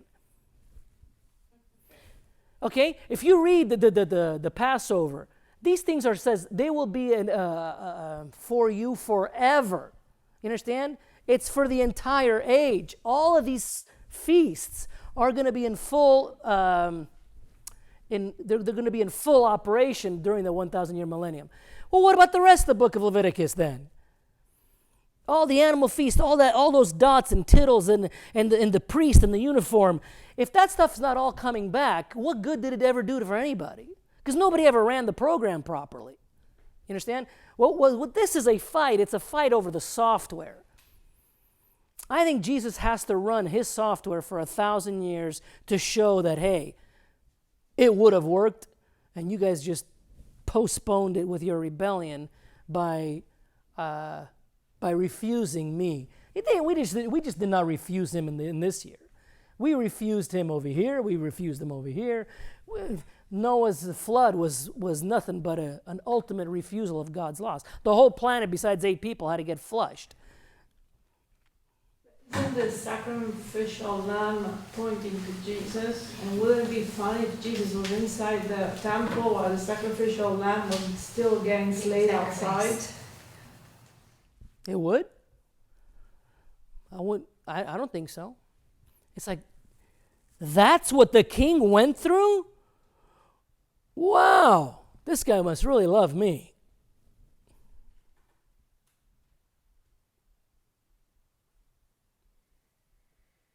This is a big argument, though. I mean, well, then, like you look at 1 Samuel 2. yeah, you want to ring the heresy bell, now's the time. Does the Lord delight in burnt offerings and sacrifices as much as in obeying the Lord? To obey is better than sacrifice, and to heed is better than the fat of rams. So even back then, the prophets kept saying, obedience is better than sacrifice. The ultimate goal is to get you to love God and love others. To love God, love his law, and love other people. That's the goal. Okay? And when you see animals getting sacrificed, innocent animals getting sacrificed, it's moving. It touches you. It's effective. I mean, we did it one time. We killed a lamb, and it was traumatic for years. You guys ever want to do something and understand exactly what? Take a lamb and slaughter it the way you're supposed to. Do a kosher slaughter of a lamb and just look at it. And it is extremely touching to your heart. It moves you. So then to look at the king in his full apparel and his full glory, and to say, you subjected yourself to that? That to me is an increase in worship. That to me is awe-inspiring. That to me makes me love him even more, even if I'm born during this millennium. What's the alternative? Let's go the other way. That we take all of this Levitical stuff and discard it totally? I mean, you realize how much of the Old Testament you'd have to throw away if you do not start the temple sacrifices again.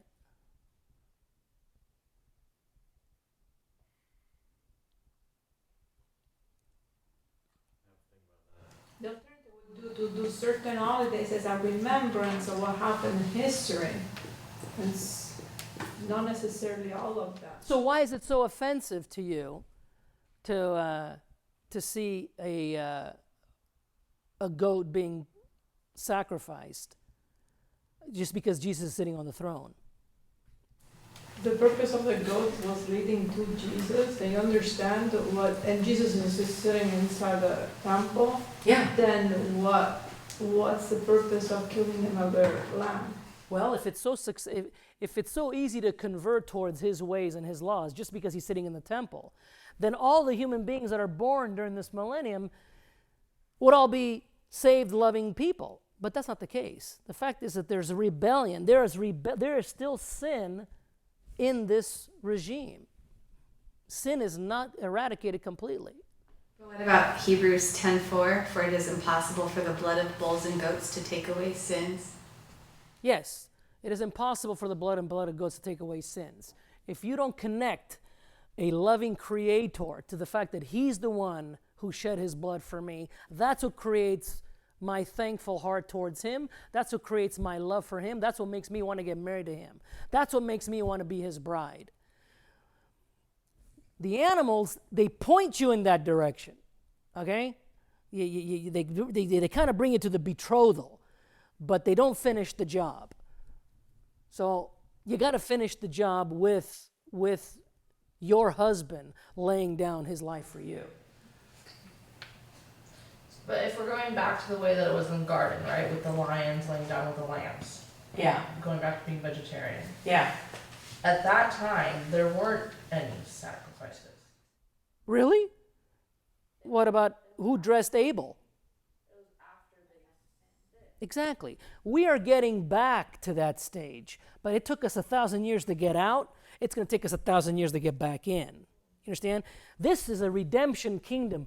He shows up. He's not going to snap his fingers and all the trash goes away. You understand? This kingdom gets rebuilt by him and us working together to redeem the planet. Rob, you have a question on that end of the room. Yes. Oh, I was just thinking through a few things here. I was just thinking Hebrews 10, it says, but when Christ had offered for all time a single sacrifice for sins, he then sat down at the right hand of God. I was kind of thinking back to where, I think it was the Sermon on the Mount, where he said that he didn't come to abolish the law, but he came to fulfill it himself. Mm-hmm. And that because he came and offered propitiation for sin, I guess he's fulfilled the law and there's no need for sacrifices? Whoa. Fulfilled the law means that we no longer need the law? Is that how we're defining fulfilled? Well, in Romans I was looking at that we're released from the power of the law, that we're not, as Christians, subjected to the law, that now we're freed from that in Christ because he has fulfilled it. You are free from the punishment of the law. You are free from your guilty verdict. Due to the fact that you broke the law, you have this verdict on your back.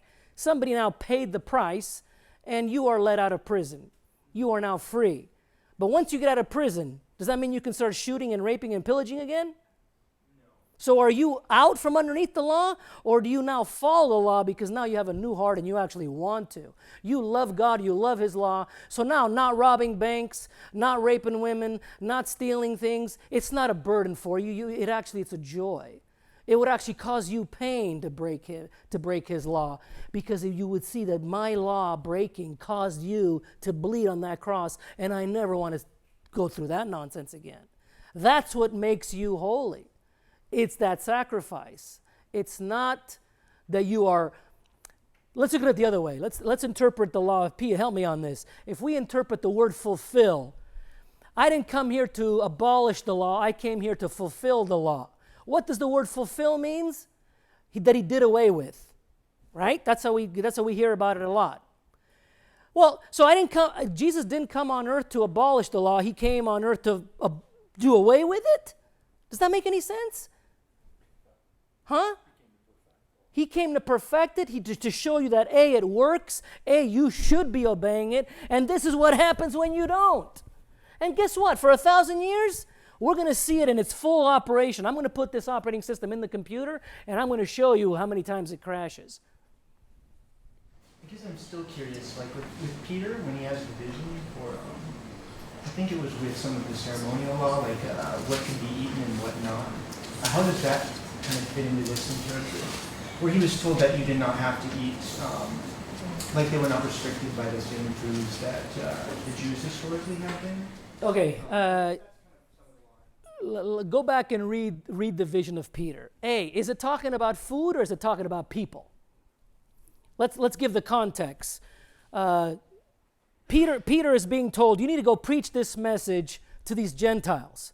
And Peter's like, Gentiles? Those guys don't take showers.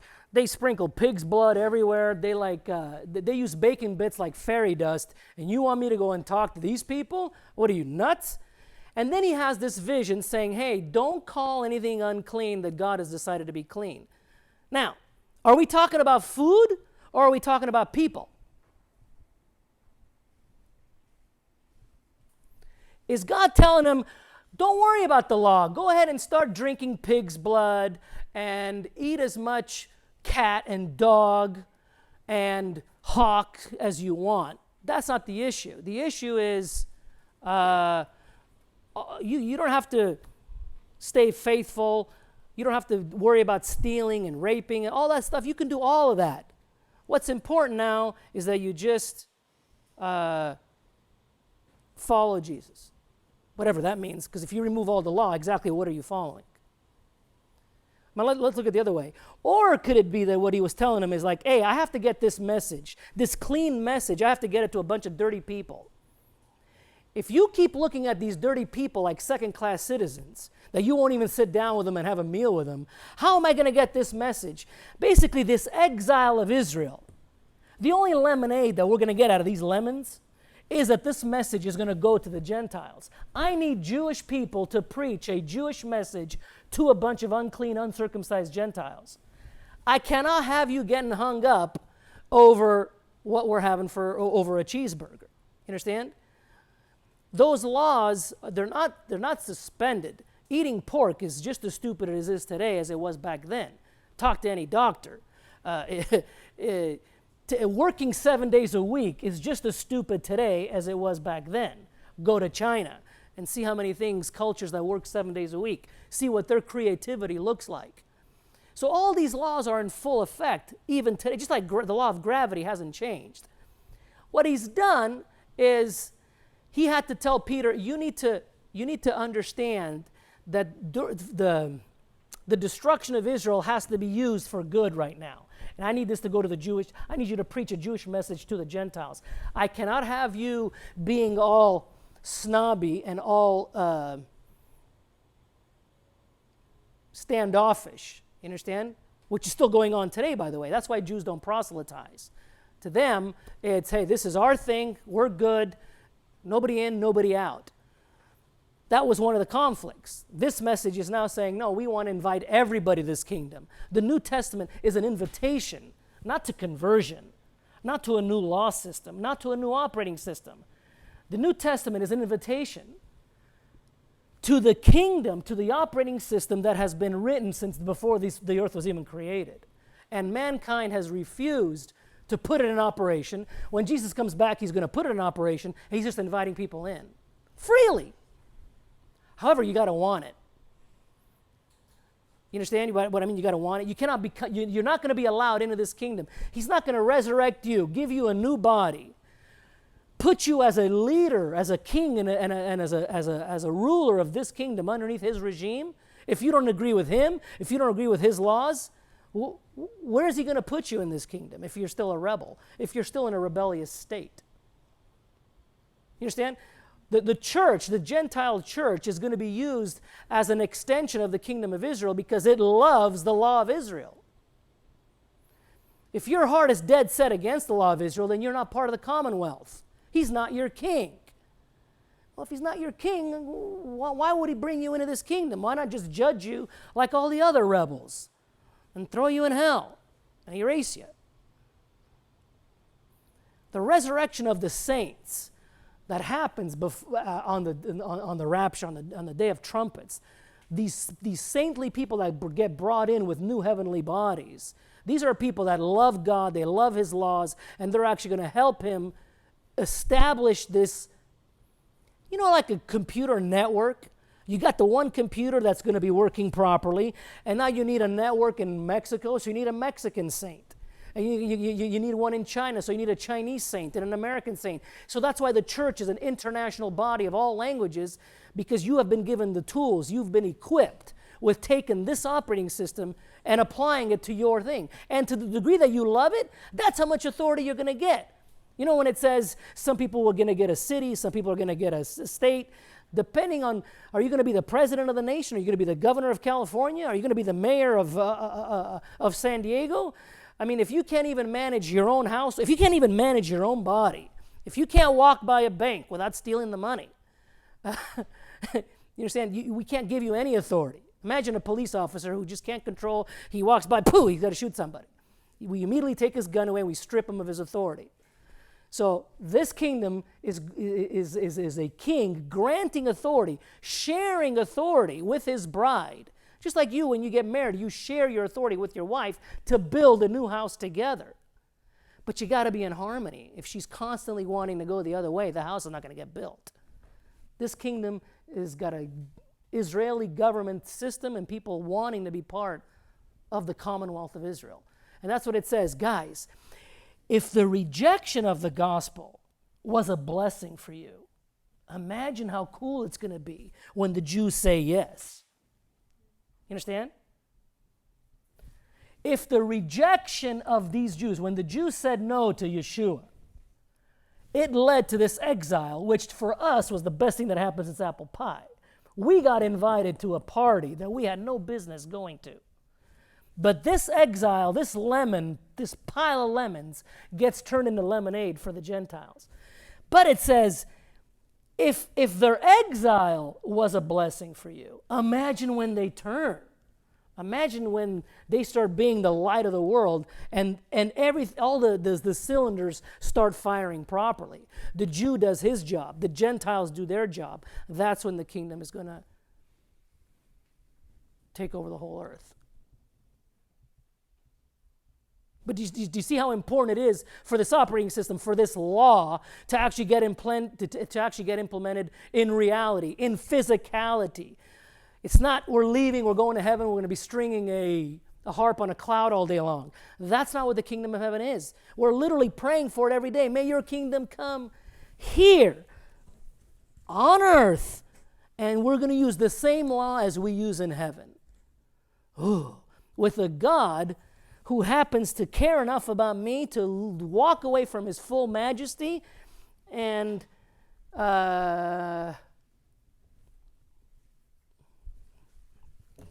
you know, when we described him, where he's a king, but he's also a servant.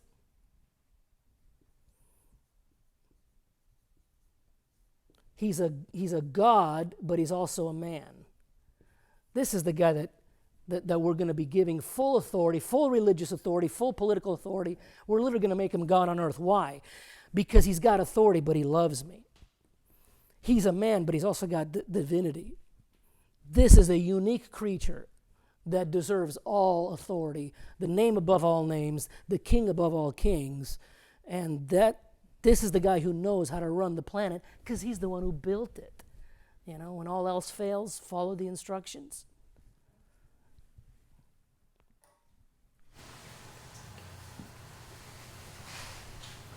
So then, how do we know where to draw the line? Because obviously you can't just go back to following Levitical law 100%. Because well, today you can't follow the Levitical law even if you wanted to. There is no temple. What are you going to bring a lamb to Jerusalem? You bring a bloody lamb to Jerusalem, you're going to find yourself in jail in about 30 seconds. So, but you can love God and love others. This you can do. Okay? And remember, all of these laws are aimed at getting you to do what? Yeah. And the minute you think that the law replaces this, guess what he did? He literally said, you know what, forget about the law. I don't want any more of your sacrifices. I don't want to hear, even your Sabbaths are making me sick. You understand? Because they replaced obedience to the law with a relationship to their father. That's not what a loving father wants. He wants a relationship. And he's very graceful and he's very merciful when you make a mistake. But you can't be willfully set dead against the governor of the universe. If you just don't agree with his ways, you can sit there and say, hey, why are we doing it this way? But the minute you become a rebel, like, no, you are dead wrong, you have now joined the satanic rebellion. Okay, but where's the line between, like, okay, I understand that Christmas is not... It's called willful sins and... Sins committed unknowingly. The literal term in the Bible is sins committed unknowingly. Once you shift your direction away from Satan and towards God, you have a loving heart, you have a loving spirit. You really can't sin at that point.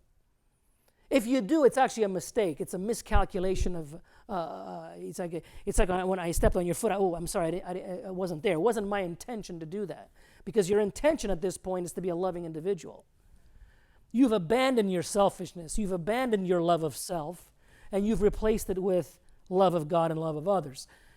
So there's literally two sins that are talked about. The sins willfully committed, which is what Satan does. He knows exactly what God wants, and he knows exactly what God doesn't want.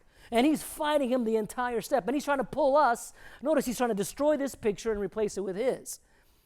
He's willfully doing it. And for him, there is no sacrifice left. If the law didn't do it, and if Jesus did sacrifice, Jesus worked with him for 40 days. Notice, he was very polite with Lucifer for the 40 days that he was walking in the desert. Notice how polite Jesus was with Satan? And by the way, I think that was Barabbas. You ever think about who did he walk around with the 40 days? I think we had two Jesuses, Jesus Barabbas and Jesus, the real Jesus. I think literally that's who Satan had possessed in physical form. But notice how polite Jesus was with him. He was authoritative, but he was gentle, he was polite. He was responding to him like Satan was firing off with a perverted use of God's word. And Jesus fought back with, no, that's not really what it means. This is the proper interpretation of the verse. Like he's almost trying to teach him. That's weird. Right? Versus, dude, I haven't eaten for 40 days. The last thing I need is you to break my chops. I got to get through this fast. Buzz off. He didn't have that attitude. Look at the demons that asked him to get into the pigs. He was nice with them too. Hey, we know who you are. We're the Holy Son of God, but can you not send us back to hell? Can you please send us into the pigs? You know, he had the same attitude that he had when Mary asked him to turn the water into wine. It's not my time yet, but let's err on the side of being nice. Yes. It's almost like there was a court session. And of course, there was more video cameras on that one event. You know what I mean? You ever seen the El Chapo the trial? All the video cameras, or the O.J. Simpson with all the video cameras? Could you imagine how many universal video cameras were on the scene at the time when these two Yeshuas were walking around the desert for 40 days? Everybody was looking. Everything was being recorded. This was the ultimate showdown of Simba and Scar. Okay, but today, we have to, obviously we can't follow the Levitical law perfectly. So where do you draw the line between like obeying God's law that's written in the Bible and being like, you know what, we're here to try and, part of the reason why we're here is to try and get other people. Yes, our job is to go out and pass out flyers. That's all you're doing. For 2,000 years, what God said is, hey, I'm having a party. The Jews rejected it. Eventually, they're going to say yes. But for now, there's a rejection. So tell you what, here's a bunch of flyers, and I need you to go pass them out. So it's kind of hard to do that if you don't... But the party hasn't started. You understand? It's an invitation to a future party. Okay, but my point is, you're trying to preach to people who are celebrating that Christmas is, like, that is their favorite holiday of the year, and I don't even do Christmas. And so but why is it your favorite holiday throughout the year? Is it because, is there something fundamentally wrong with getting an Easter egg and burying it and having a kid discover it? There's nothing wrong with an Easter egg hunt. At the fundamental level, there's nothing wrong with it. Okay, so you have freedom to operate it. But the minute you start to say that this is something that it's not, like this is God's birthday, now you've opened yourself up to satanic deception. For example, let's say that you are the Antichrist who needs to put himself in power. You're 666. This is the last man that Satan is going to possess, and he has to put him on the throne of the world for 7 years. But nonetheless, he's got to incarnate this man. What would be the perfect birthday for that guy to have?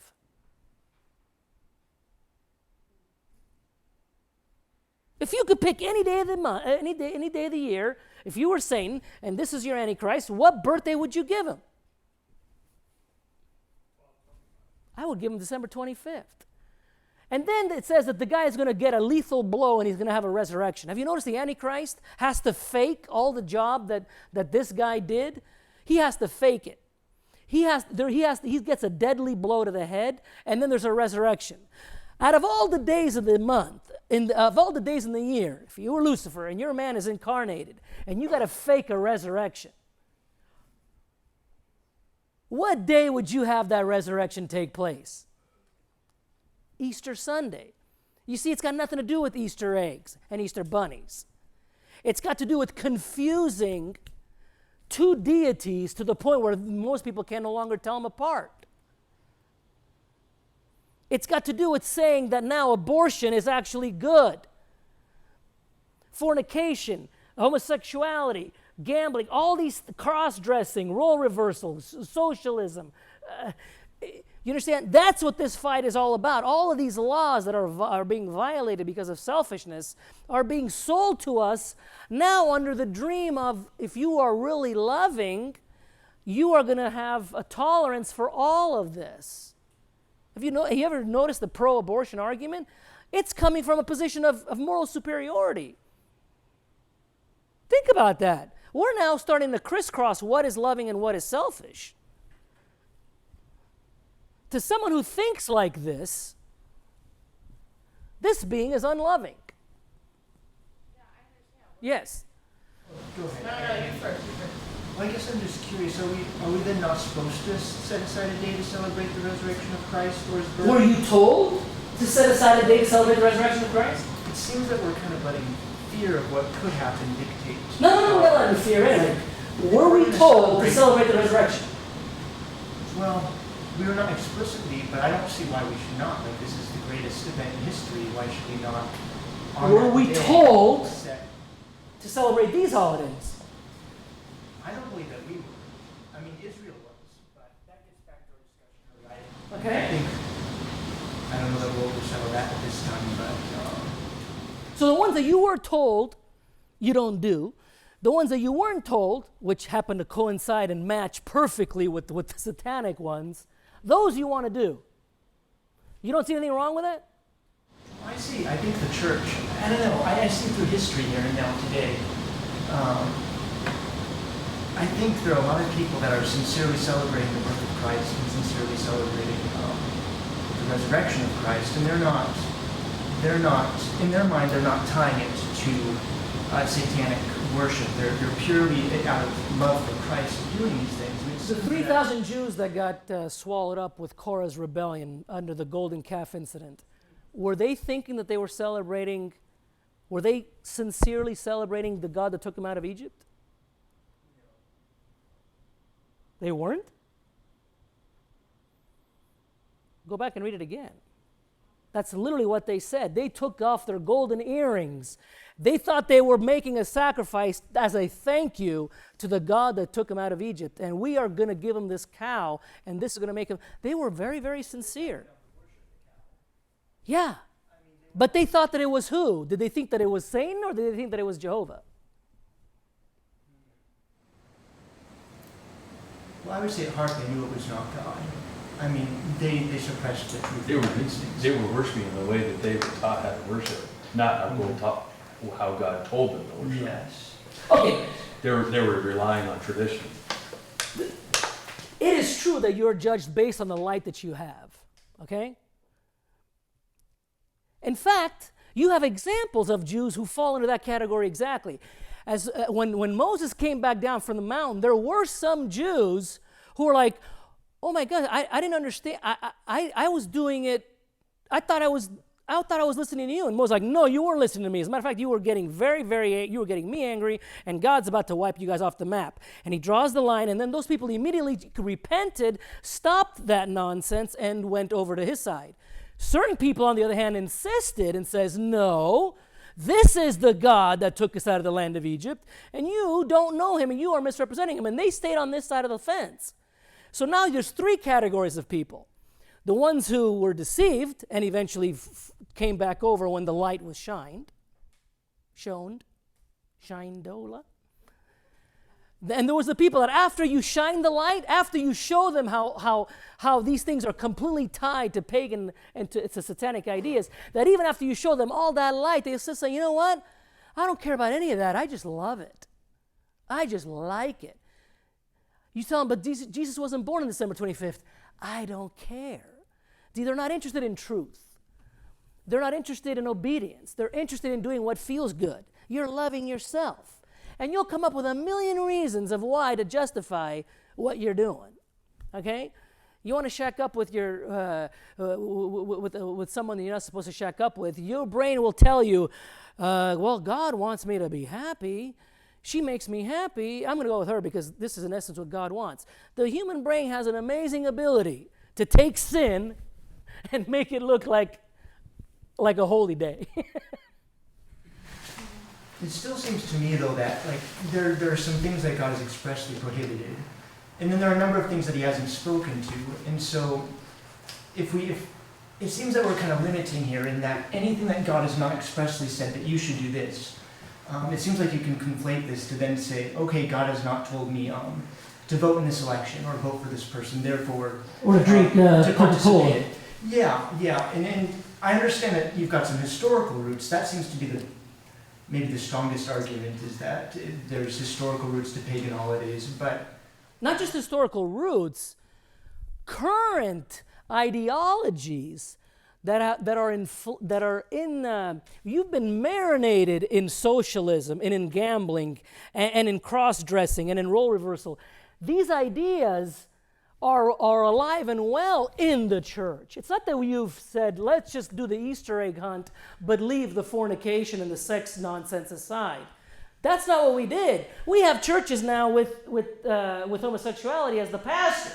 You understand? Obviously that's a problem, but but much of the church, we celebrate these things without participating in the sin. We participate in. There are many churches that celebrate Christmas. As the birth of Christ, and they do not celebrate the sins of the culture that go along with that. So that. You know the verse that says that in the end days, this 666 is going to be so close to this 777 that if God did not shine the light, even the very elect would be deceived. What does that tell you? The counterfeit dollar bill compared to the real dollar bill. What does that tell you about those two? They're very, very close. It also tells me that God's grace is going to cover it. to those who are elect. Yes. That God's grace will be sufficient. Yes. Now you want to take advantage of that? For example, if you were back in the golden calf incident and Korah standing over here and Moses standing over there, do you want to stand with Korah and say, don't worry, God's grace will cover us? No, certainly, because that's expressly prohibited. Yeah. Worshiping all of this nonsense is expressly prohibited. It brings God to wrath. And the reason why, it's the merger. It's you taking that fake dollar bill and putting it next to the real dollar bill and confusing humanity to the point where God can't separate him. He's always trying to get himself away from Lucifer. And Lucifer's always trying to be like him. You understand? You cannot separate, you cannot distinguish between good and evil if the two start looking the same. So God is always a separator. He's a distinguishing, drawing lines. This is good, this is bad. This guy is a homogenator.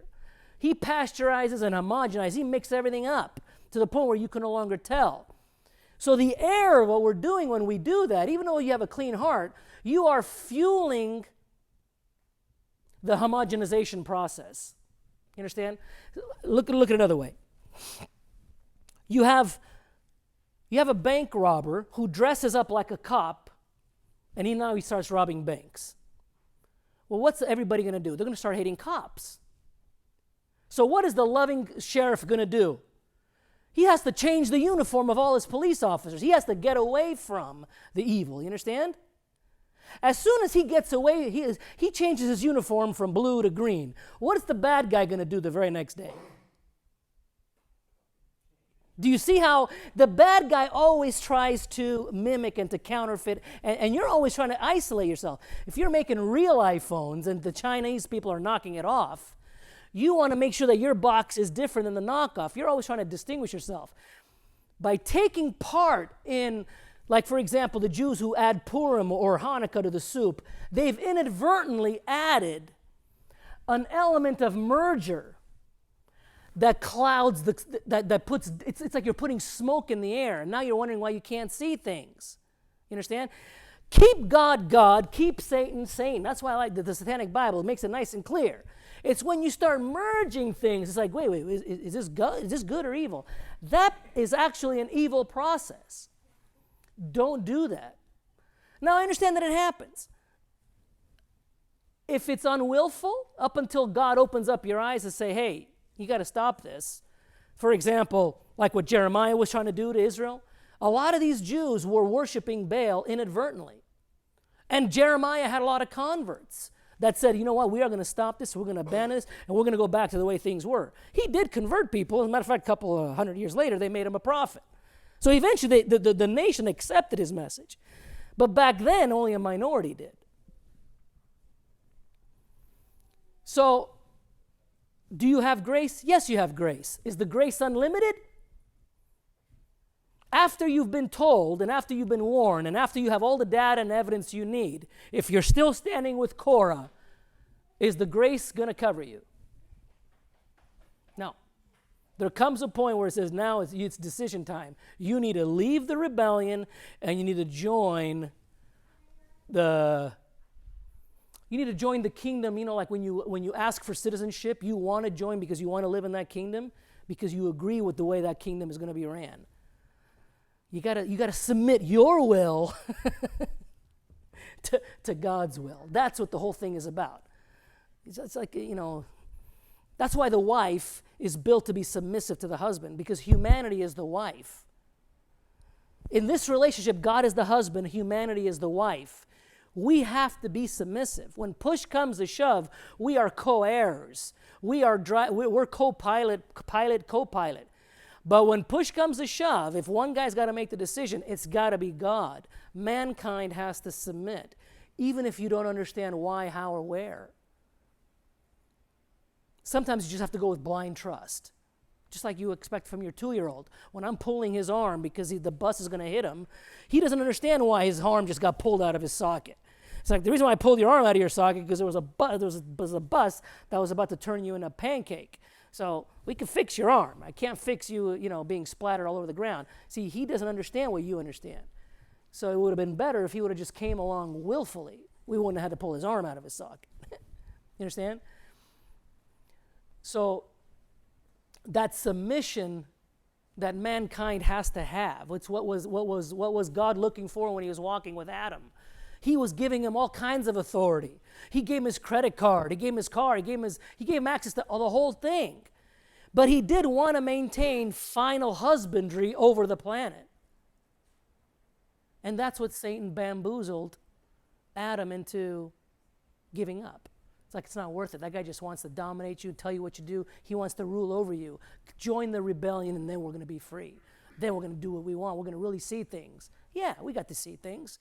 We saw things like women getting raped and children getting cancer and wars and death and plumbing and suffering and all kinds of misery. A lot of stuff that God was trying to keep us in the dark, just like you keep your son in the dark. You don't want him to know what it's like to be stoned on heroin or cocaine or whatever. We literally say, this is not worth knowing. Stay away from this. That's what loving parents do. Selfish people, on the other hand, say, no, I want it all. I want it all, and I want it now. Two different ways of living. One is a position of submission and trust and obedience.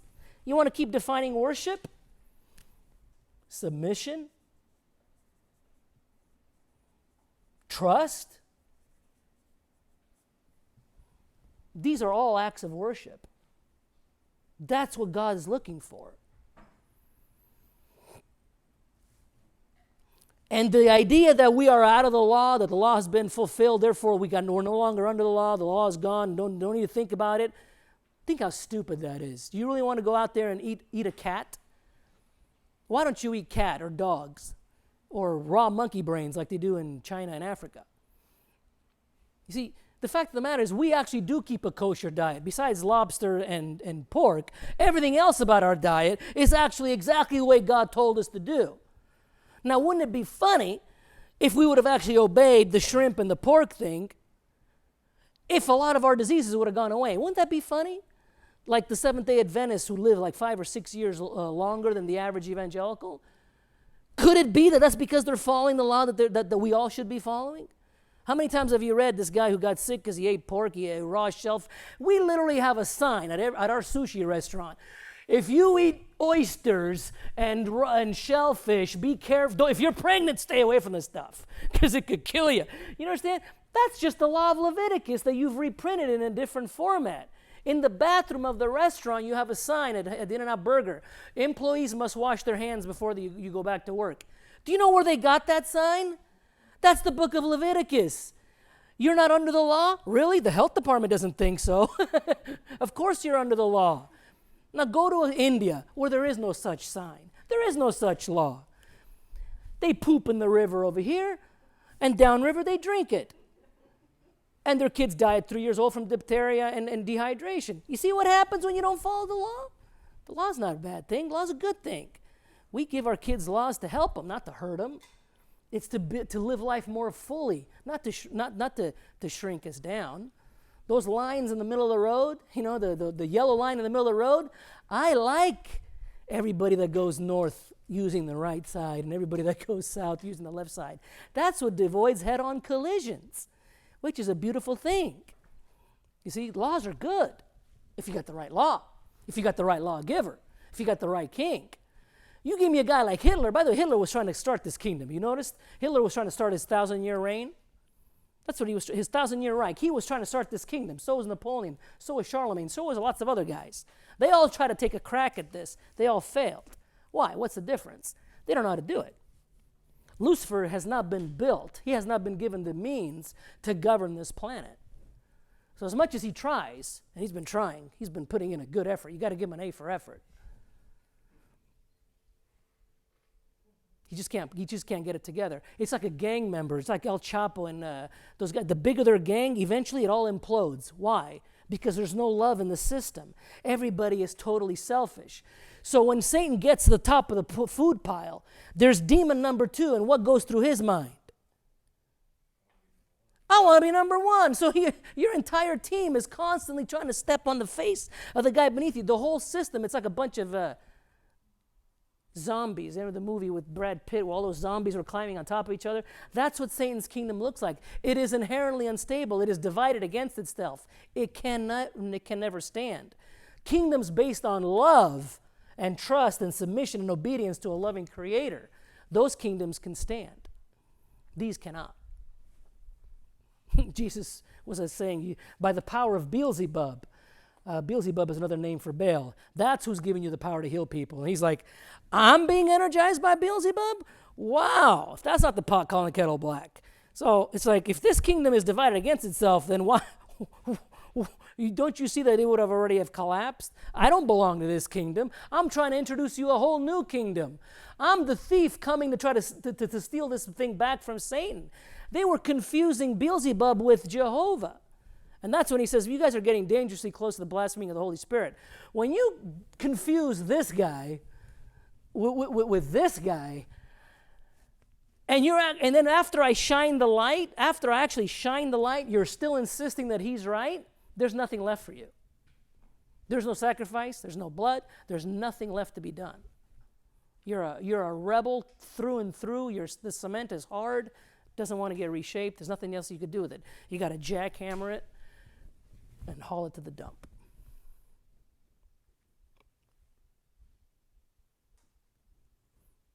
What are you laughing at? To what? The 2-month-old? Oh, God, man, king, servant. By the way, these are the 4 Gospels. We talked about this last time. Matthew, king of the Jews. Mark, servant, washing feet. Luke, he's a son of man. That's why his genealogy goes all the way to Adam. His humanity is shown in the book of Luke. And the book of John is his divinity. He's a God who's a man. He's a king who's a servant. That's the guy who you want to run this place. Satan is a king. He's a God, little g. He's a man. He has his guys. He possesses men all the time in history. Notice that this is the one thing he doesn't have. This is the separation. And this is what makes his kingdom unstable, unworthy, and non-viable.